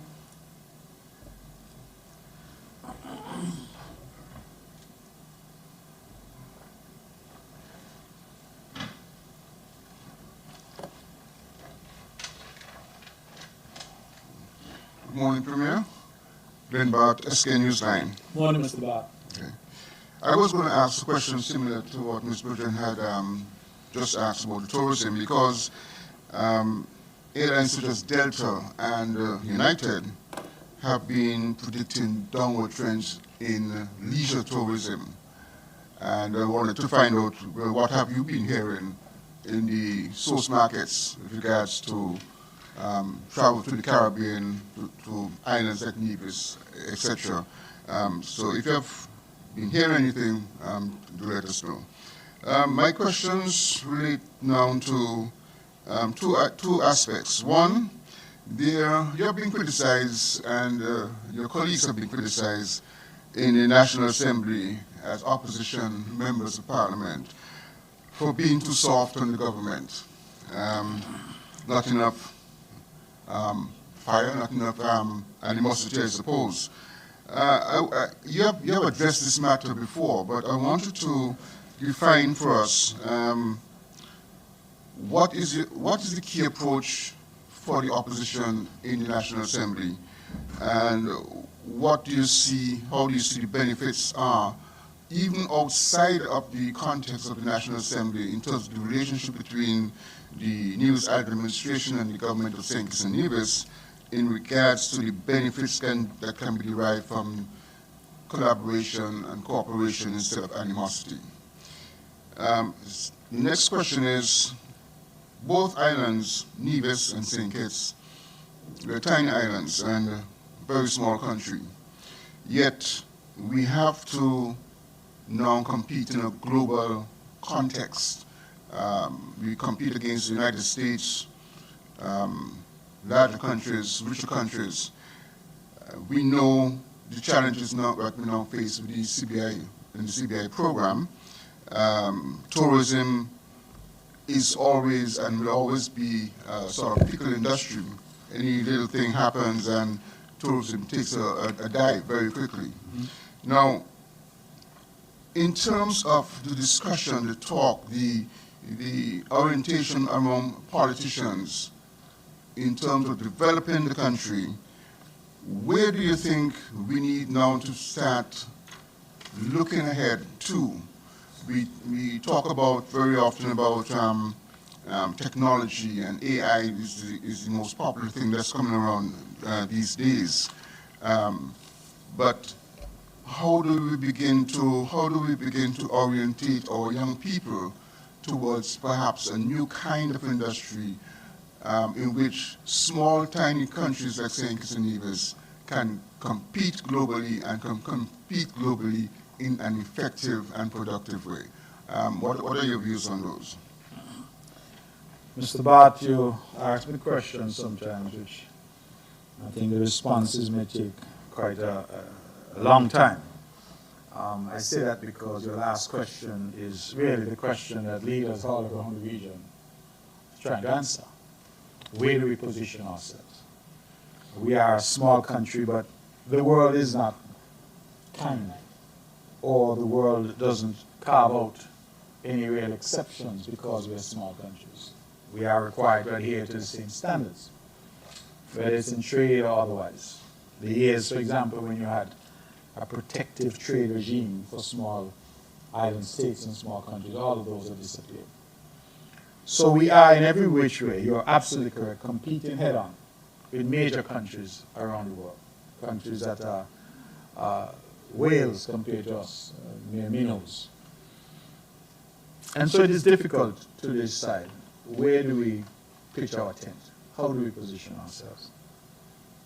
I feel that St. Kitts and Nevis has some advantages, because even though we are small, one of the things, even in the natural environment, when you're small, you tend to be more nimble, you tend to be faster, tend to be able to react and respond to situations in a way that allows you to seize some advantages. I feel that we need to start to think outside the box a bit. Sometimes we are kept back by our fears, and as a result of that, we don't take decisions. I can tell you sometimes, as the person charged with leading Nevis, you sometimes feel that you know what the right decision is, but there's that element of what will the response of people be. So if you tell somebody that you're going to have to take away a benefit or you're going to have to do whatever because you're looking longer term, you understand that there's a price to be paid for that. And sometimes that fear prevents leaders from taking bold decisions. And if you look back at the history of our own country, you can really identify a handful of bold decisions that you can say were transformational. Mandatory secondary education, Adult suffrage, of course, should have been significant. Independence, Social Security. I'm told that when Social Security was proposed, there was considerable opposition. People say you're taking away our money. Right? Today, everybody is so grateful that Social Security exists. Independence, I think I might have mentioned that. Citizenship by investment. The bold step that it would have taken in 1983, 84, to set up citizenship by investment, to say that we are going to leverage our citizenship for investment. And St. Kitts Nevis spawned a global industry, now worth billions of dollars across the globe. Malta, Cyprus, even the great UK, and US and Canada, Portugal, Antigua, St. Lucia, Grenada, Dominica, all of them have a variation of something started here in St. Kitts and Nevis. It tells me that we can be a global leader. What are our strengths? Our people. St. Kitts and Nevis, our people are our main asset. Our people are bright, they're capable, and we just need to look at young Kiana Warner and what she has just done. To look at young Ronald J. Williams and what he did. Young Neil Jones and what she did, beating the entire region. Wherever we go in this world, wherever we are settled, you can always find people from St. Kitts Nevis at the top of their game and doing well globally. I feel that we need to harness the strength of those people, many of whom are in the diaspora, and say to them that it is time for them to come home. And I want to clarify what I mean immediately, because I don't necessarily mean a physical return. When I say come home, I mean in terms of their commitment, in terms of their drive, resolve to help this country of ours progress. We do not have the human capacity here on our own, just 50,000 souls, to take us to where we need to be. We need to leverage the brain power, the intellectual superiority, I would even call it, of our people that exists externally, our people who are doing great things in the United States and in Canada and the United Kingdom and all around the world. Chap that I went to school with, the other day I learned that he's now heading significant hospital facility, meaning he's the man in charge in the United Kingdom. Yet here we are struggling with health care and having difficulties. How do we say to people like that? Remember his Morning Star you're from. Hey Nevis, we want you to help us. So I think that one of the things we need to do is to see how we can position that bridge between those of us who are here and those of us who are abroad, and have one St. Kitts and Nevis that people can contribute to in a meaningful way. I want to, in that vein, commend our diaspora unit. I feel good about that, Mr. Bart, because it started when I was there as Minister of Foreign Affairs, but it has continued. I think you have Ambassador Larry Vaughan and you have Ambassador Swalwin who are there, and they've really been doing, Christine Walwin, they've really been doing an excellent job in bridging that gap. And they just had a diaspora conference, as you know. So I think we need to leverage our people. I also feel that we need some bold decisions. We have a whole world out there in relation to digital currency, and we are afraid of it. That's the honest truth. The idea that on my phone I could have my wealth, and simply by touching a portal, the wealth is transferred. I buy a car, I buy a house, that kind of thing. The issue that has continually been raised is one of regulation. How do you regulate it? But nobody in the region, in my view, has really been paying attention to becoming a leader in that space. And we can here in St. Kitts and Nevis if we pay attention to it and brought in the experts and developed the framework to have digital currencies being a part of our financial mix. We have a financial services sector already in Nevis. Even as we speak, we have government representatives in Argentina who are there promoting the financial services sector. But can we do more in relation to that? Can we look at places like Cayman and BVI and Bermuda and see how it has been transformational for them?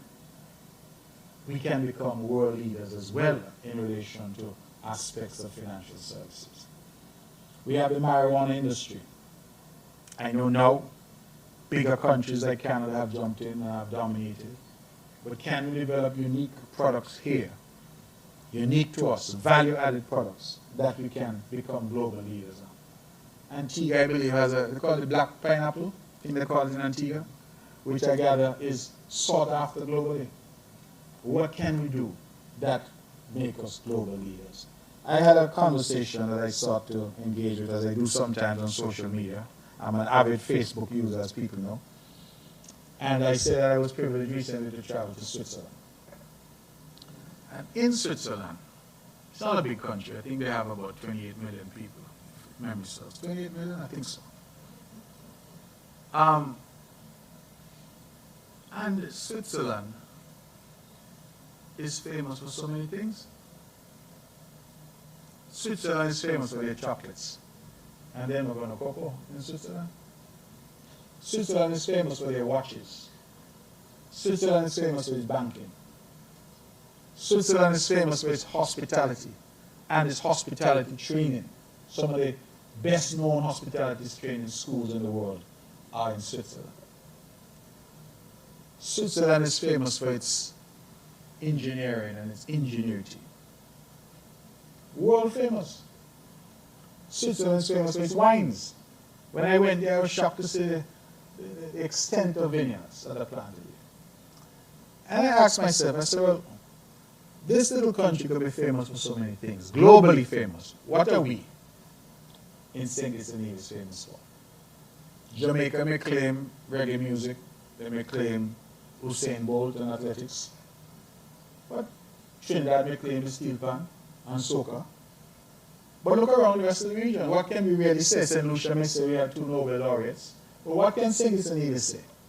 It's a question we must ask ourselves, that we are globally famous for. And what, therefore, do we need to do to develop 1 or 2 niche areas that we can be excellent at? And I think it is not beyond our capacity. You mentioned AI. We need to prepare ourselves. Why aren't we teaching coding in our schools?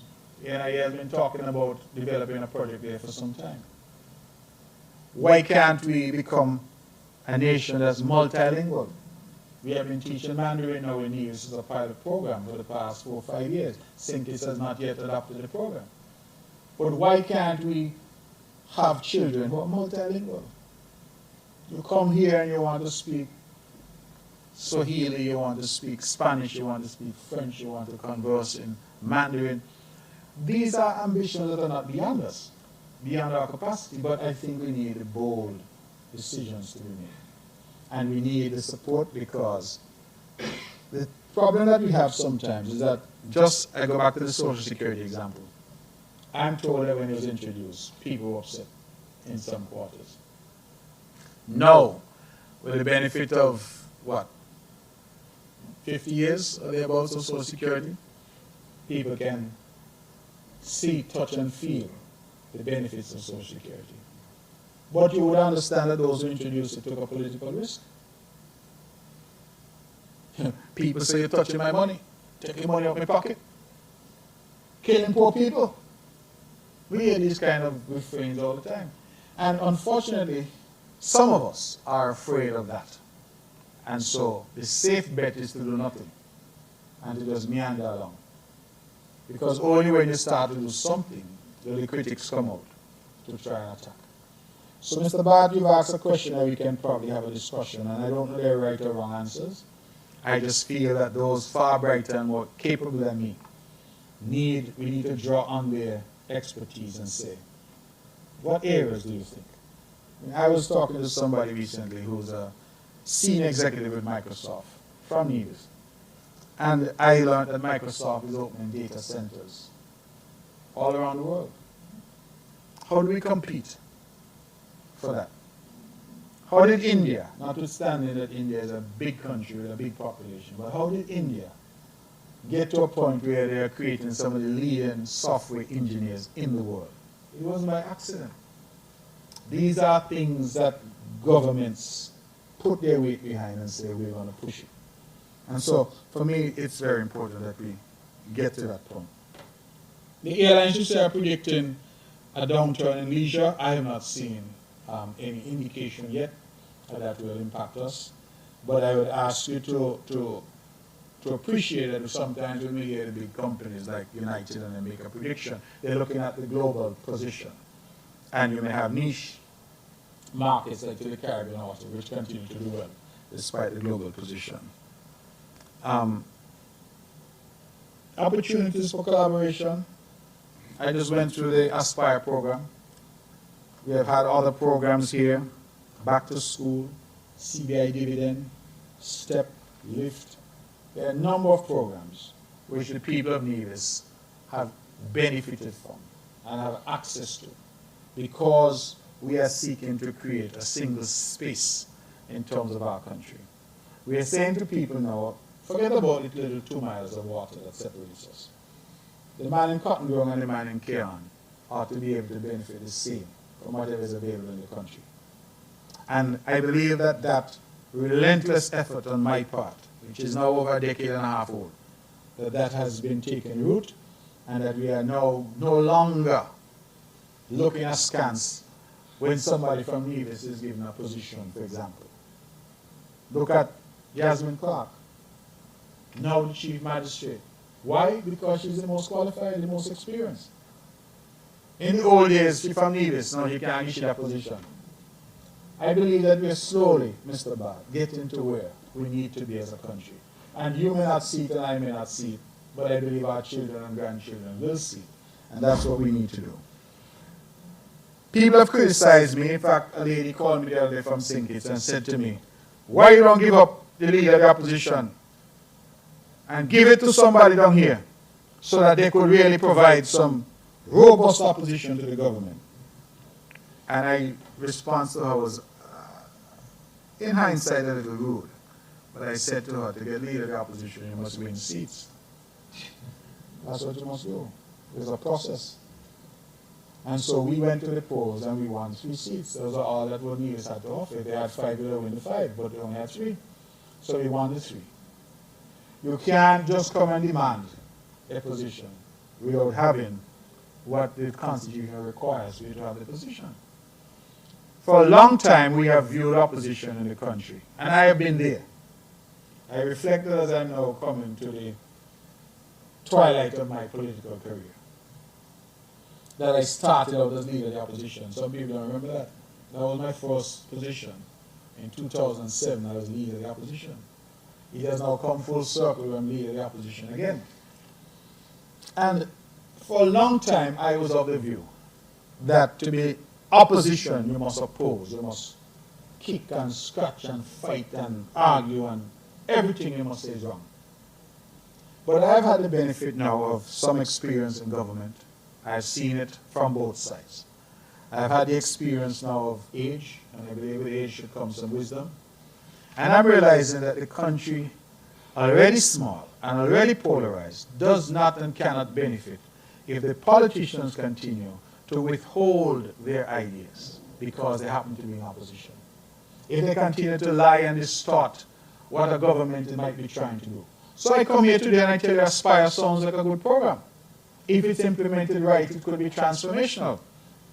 That's not me abdicating my responsibility as leader of the opposition.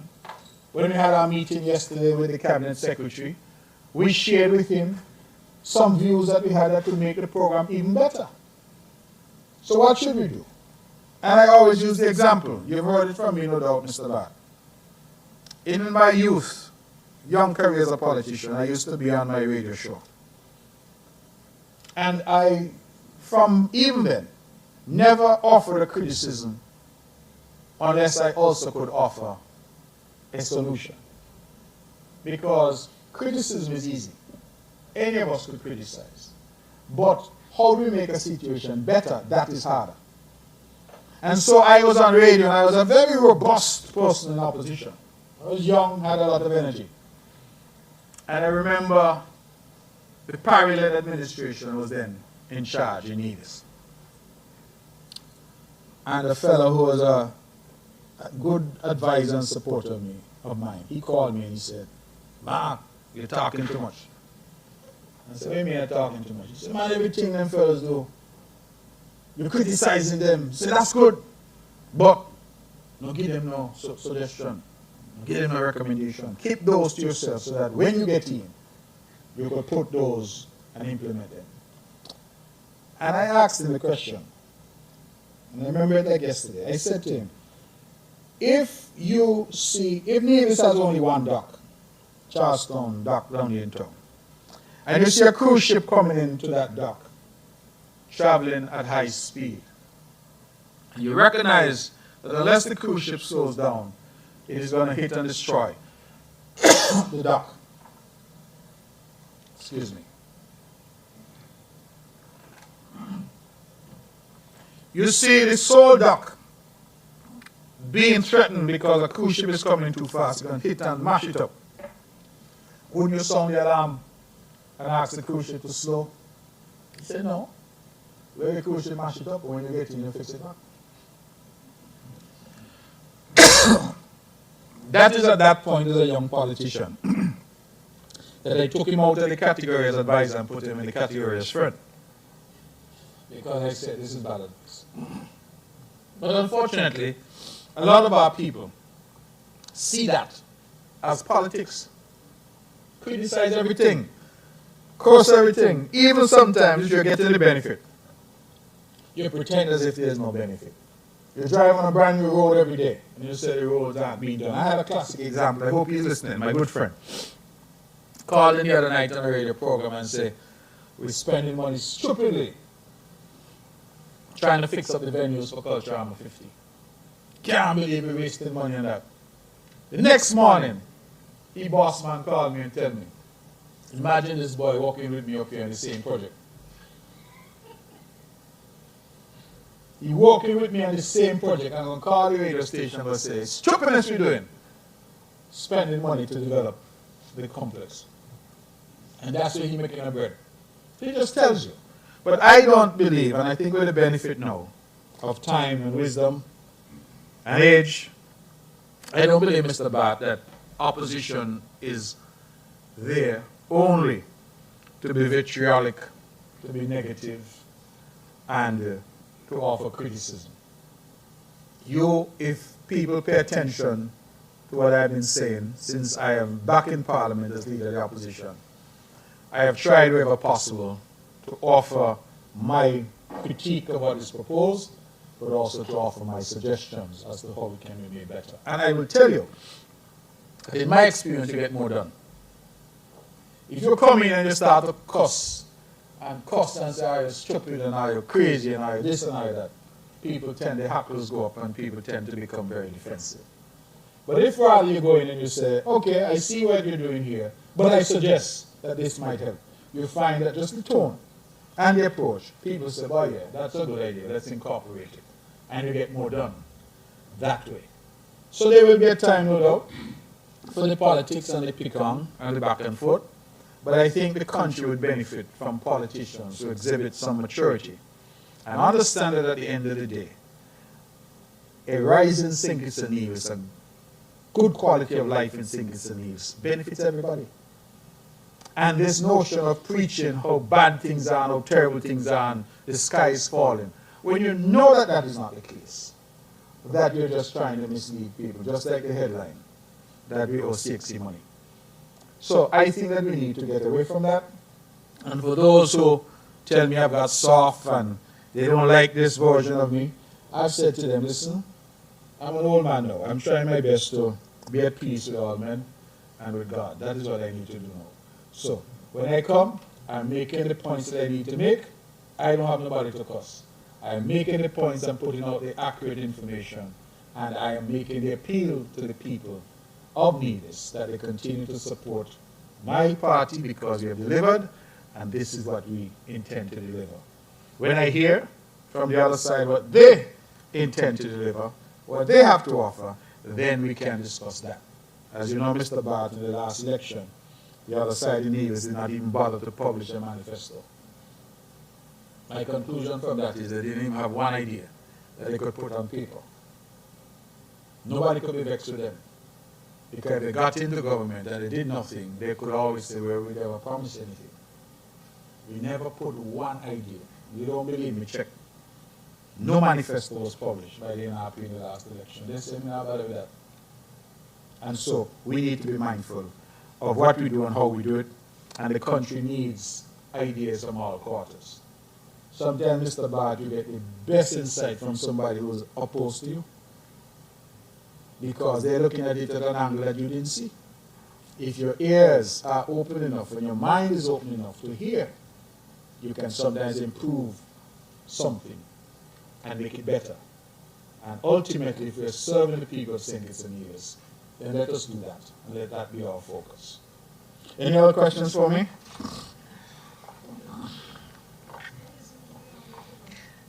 Ms. Budgeon once again, Von Radio, and this is my last question. Doesn't have all day with you now, so you could just ask whatever you want to ask. Yes. We will be having the banning of plastics and styrofoam containers shortly.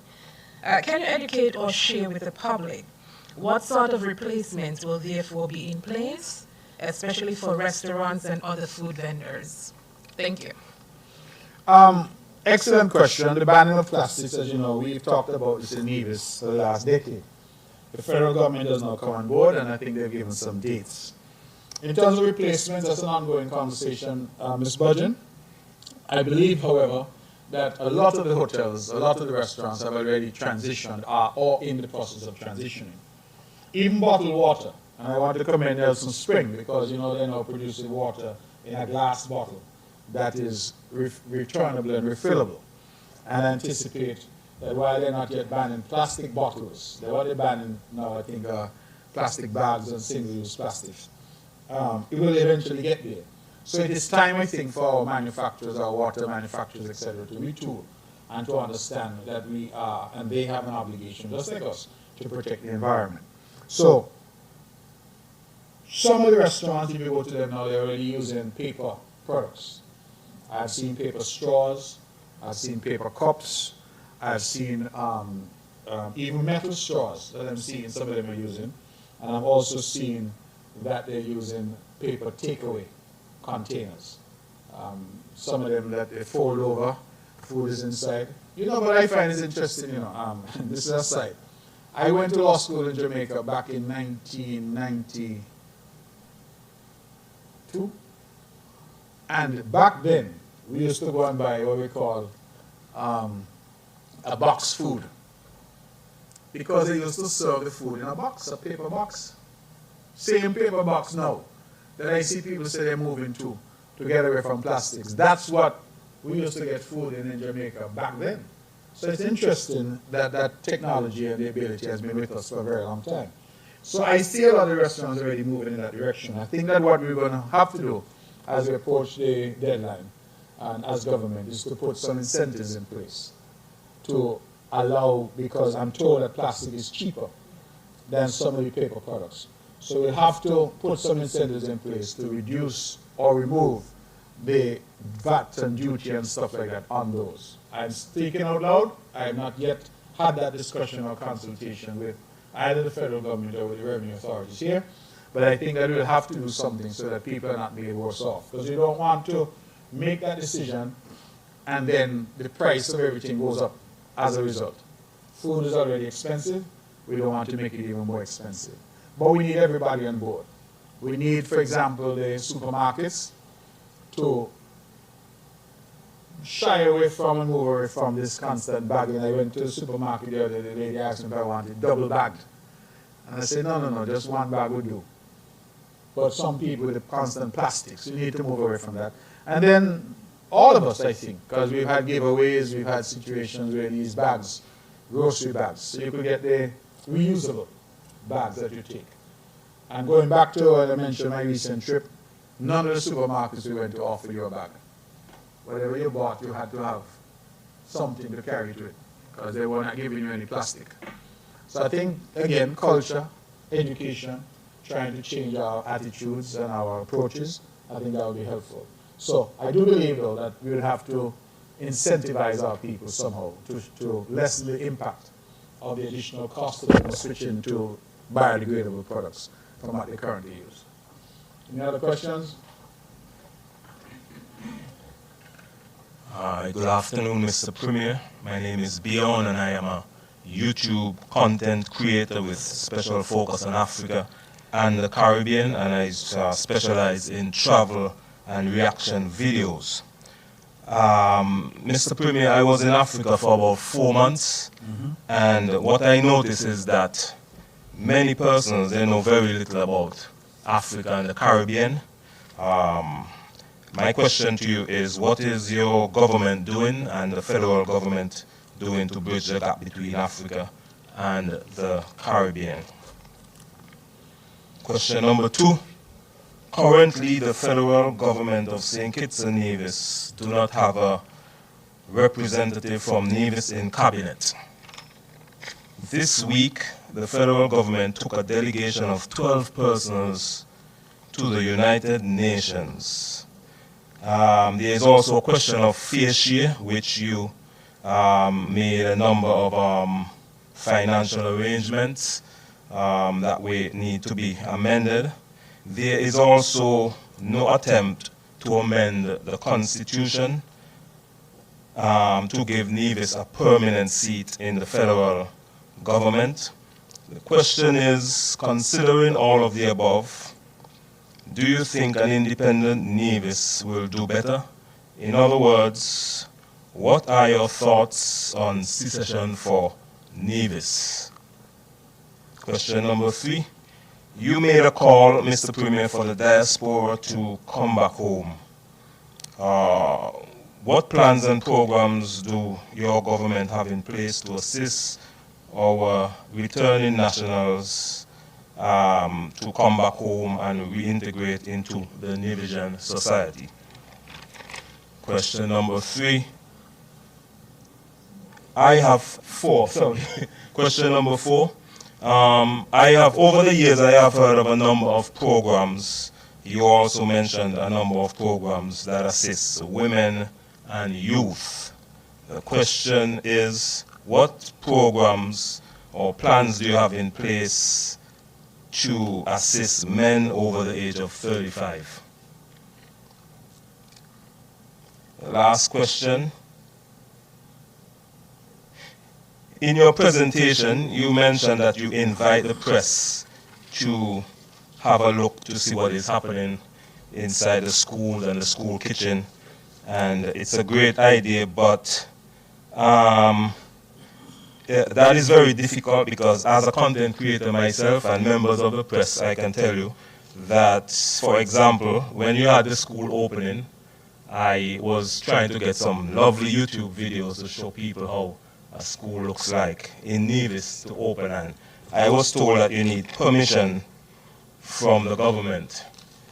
And also some projects that went on in the past, the same thing, I went on the site and I was trying to show people what is happening, and I was told that you need permission from the government. So the question is, what is the government doing to improve freedom of the press? Okay, Mr. Hanley, first of all, welcome back. I think that we were all enlightened by your journey to Africa. And I sat at the barber shop many a day, and you were the topic of conversation in terms of your travels and what was happening in Africa. And I think you opened a lot of eyes here. I myself have only visited the continent in the north. I've been to Morocco and I've been to Senegal, but I've not ventured as deep as you have ventured. And so I think that I ought to record my appreciation to you and say how grateful we were because we were able to see you, somebody we know, in Africa, in various parts of Africa. I think that I saw something when you were in, is it Uganda? Uganda and Kenya, right, at one point. So I want to commend you for that because you have always indicated your love of Africa and your interest in seeing a greater engagement with Africa. And you have taken it to the next step. You have actually gone there and showed us what it looks like. The truth is, I think why your journey was so fascinating is because most of us have no concept of Africa. And so I'm not surprised that you say Africa has no concept of us, because we have no concept of Africa either. That's a product of many things, including colonialism, where we were somehow brought here and separated from the motherland. And many of us, Mr. Hanley, have no regard for that history. Many of us have no understanding of it. In fact, African people sometimes, I'm told, look down on us. And I believe sometimes we look down on African people. So we need, I think, more education. We need a better understanding. And that's why I start by commending you, because I thought what that those videos did was to bring home the reality of life in Africa. I remember I saw you doing something with some banana. Can't remember what you call it, but the way they cook the banana. Matoke. I thought that was quite fascinating. Okay. What can we do? We are now the Afro-Exim Bank that has been engaged with Caribbean governments. We now had meetings between the African Union and CARICOM. You recall former President of Kenya, Kenyatta, was here.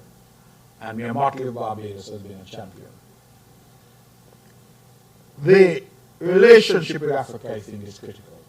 You will have heard me say on more than one occasion that with the 53 or 54 countries in the African Union and the 13 or so that are in CARICOM, that we represent collectively almost 1/3 of the countries in the globe. Could you imagine if Africa and the Caribbean joined forces on important issues at the United Nations?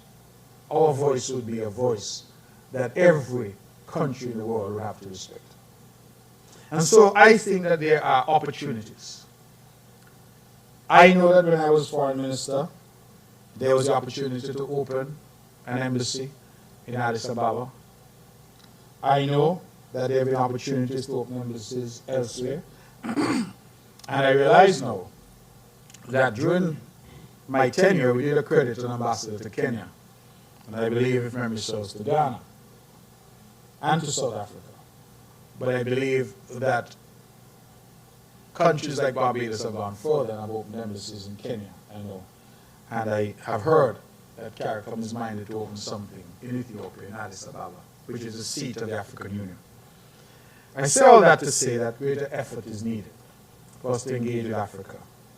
And the people-to-people engagement, because you did not go to Africa as any diplomat or as anybody other than Bjorn Hanley from St. Nevis. But that people-to-people engagement, I think, is also critical. We actually had some bloggers who were here during the Mango Fest from Kenya. And I was quite surprised. They drove around, they had a lot to say, and these are people who are widely followed. With technology, it also allows us to do more. And so I am hopeful, Mr. Hanley, that the message that you have brought and the message that some of us continue to preach will lead to greater engagements. I always speak about my time as foreign minister simply because I was on a particular path with Africa. I was the foreign minister that engaged diplomatically with 14 new African nations during my tenure. And I negotiated visa waiver arrangements with 12 new African nations during my tenure. That is something that I have criticized this current government for, federal government, because I think they've stopped. What we had was a great momentum going. By now, we should have had diplomatic relations and visa waiver access to all of Africa if we had kept up that momentum. Having traveled, I'm sure you would have, no doubt, in some countries have to get a visa or experience some difficulties at the border. We should not. And we are part of the 6th region of Africa, that is the diaspora, and I believe that we should actively seek out these opportunities. And in my experience, Africa has been willing and accommodating in relation to these matters. It just requires us to have that initiative. So, I agree with you. I believe that we need to do more. The UN delegation, you said there's nobody from Nevis. Well, there's nobody from Nevis in the cabinet. You're right. Nobody in the federal government. We are only there as members of the opposition, and no invitation was extended to anybody from Nevis to attend. I'm comforted, though, that the Prime Minister, while he has been there, has been in touch. In fact, he has called me twice since he has been there to discuss some matters on which he were relevant to Nevis, specifically geothermal. And we have continued to have that rapport and that conversation. But that absence of Nevis, sadly, is not new. We went into independence in 1983, and there was a joint NRP PAM government until 2005. No, what am I saying? 1995, forgive me. 1995. And then from 1995, Nevis was not nowhere close to cabinet until 2010, when Patrice Nisbet would have been named Attorney General, and then after Minister of Foreign Affairs. So from 1995 to 2010, 15 years, there was nobody from Nevis there. And then from 2010 to 2015, there was Patrice Nisbet. And then we took over in Team Unity, and we find ourselves now in a situation where nobody from Nevis again is there. And we all understand that the way that the Constitution is constructed, the only way somebody from Nevis is going to be in cabinet is if somebody from Nevis is needed to form a government. That's the reality. Right? I suppose some will argue that in 2010, Patrice Nisbet was not needed to form a government because at the time, Dr. Douglas had 6 seats.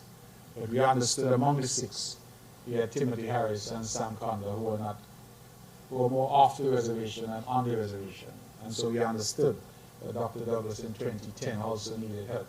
And that's why he reached over and grabbed Patrice Nisbet and made him his Attorney General to get numbers in the cabinet. So, Mr. Hanley, what do we do about that? Sometimes it is what it is.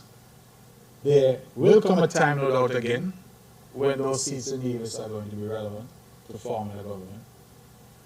There will come a time, no doubt, where in the future, the parties that are now currently island parties and not national parties may become national parties.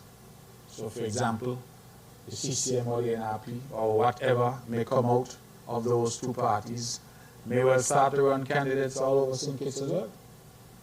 The Labour Party, the People's Action Movement, the PLP, or whoever were to emerge may start to say, hey, why don't we run candidates in 11 constituencies? Right now the Boundaries Commission is meeting, and it may well lead to an increase in constituencies. So these are all considerations which may come in the future.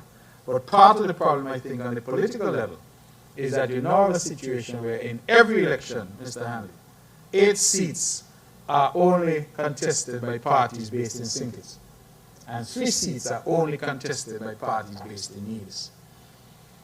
There's no party that is a national party.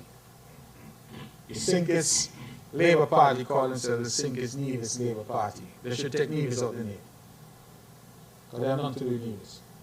The People's Action Movement should say the St. Kitts People Action Movement, because, again, Concerned Citizens Movement should be the Nevis Concerned Citizens Movement.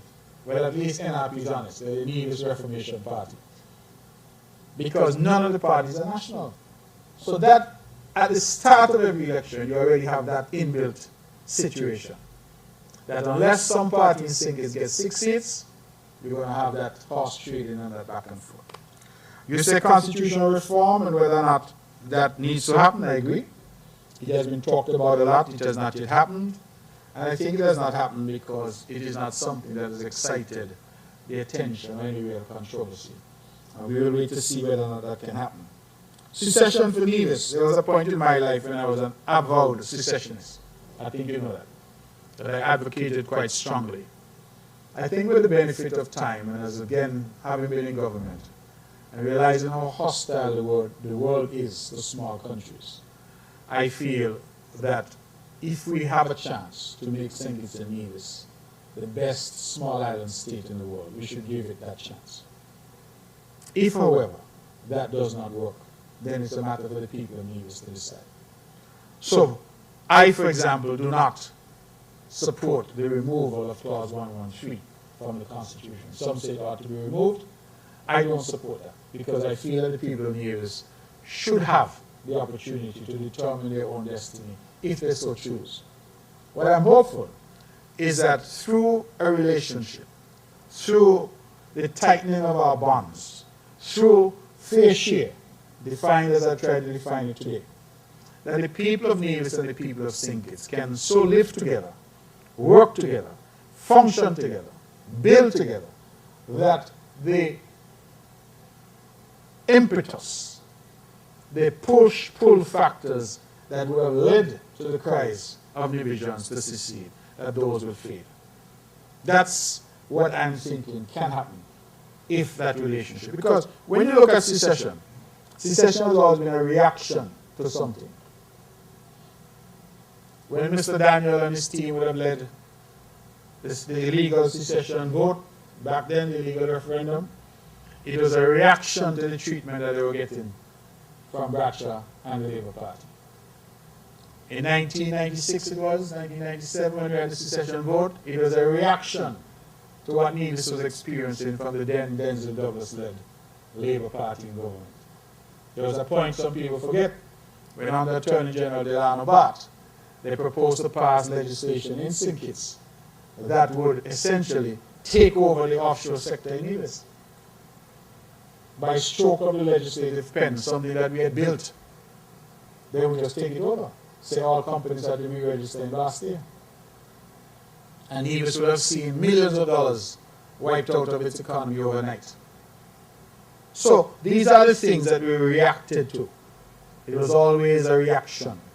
I feel that if we are to go into independence for the island of Nevis, it can't be a reaction. It has to be something that is planned, that we work towards, that we educate our people and understand what the implications are going to be for us. So that's my view in relation to that. I think ultimately it's an issue for the people of Nevis, and I respect their right to make that issue. The plans for our diaspora to come home, we are currently finalizing a survey. I've asked the assistance of some experts in that regard, and what we hope to do is to really find out from people living abroad what will be some of the most important factors for you if you want to come home. Is it tax? Is it healthcare? Is it infrastructure? Housing? What would be some of the most important factors? So we're working on that. But I will tell you, Mr. Hanley, the call has already been noticed. In fact, I am hoping to make a trip to Bermuda, where I hope to engage with Bermudans, because I'm told that a significant percentage of Bermudans trace their roots to St. Kitts and Nevis. And so I'm already making arrangements to go there, and this will be my message to them when I go, because Bermudans are very wealthy. Bermudans, in terms of their pensions, are able to come here and live very comfortably when we look at the exchange rate and we look at the different costs of living. And many of them love Nevis, and we already have some who are coming back to St. Kitts and Nevis, and are doing so in an organic way. Nobody has put anything in place for them. So I am saying that we could probably do even better if we put something in place for them. What do we have for men over 35? I don't know that there's any specific program that we have for men over 35, Mr. Andy. Most men at 35, you expect that they're on their own feet already. They're doing things for themselves. They have gone to school, they have their families, they're doing what they need to do. So I agree, men need their fair share. But if you're 35, you expect that by then you're into your life, you're into your profession, you know, whatever it may be. So we don't have any specific thing for men who are over 35. But I hear you, and it is something perhaps that we need to look at. Press access to schools and various sites, it's really just sometimes a matter of protocol. It's not that we're trying to restrict the press, but oftentimes we ask that you get the permission, because then we know. The principal would know, Mr. Hanley is coming to do some filming, the PS would know, you know, the people who are necessary would know. And we try also, because sometimes it's an issue of security, you don't want people just showing up, walking through a school, walking through the sites. It might be disruptive for teachers. So at least the principal knows, and if you want to go on any site, you just make a call, principal said Mr. Hanley or the student, or Mr. Bart is coming to do something, and that just goes up the chain. So it's not a question that we're trying to restrict, it's more one of just the proper protocol. Okay? Any more questions for me? The rains have come. It's a good point to end the press conference. Ladies and gentlemen, thank you very much. God willing, I hope to see you next month for another edition of the Premier's Press Conference. And Mr. Hanley, once again, welcome home. All right, thank you very much.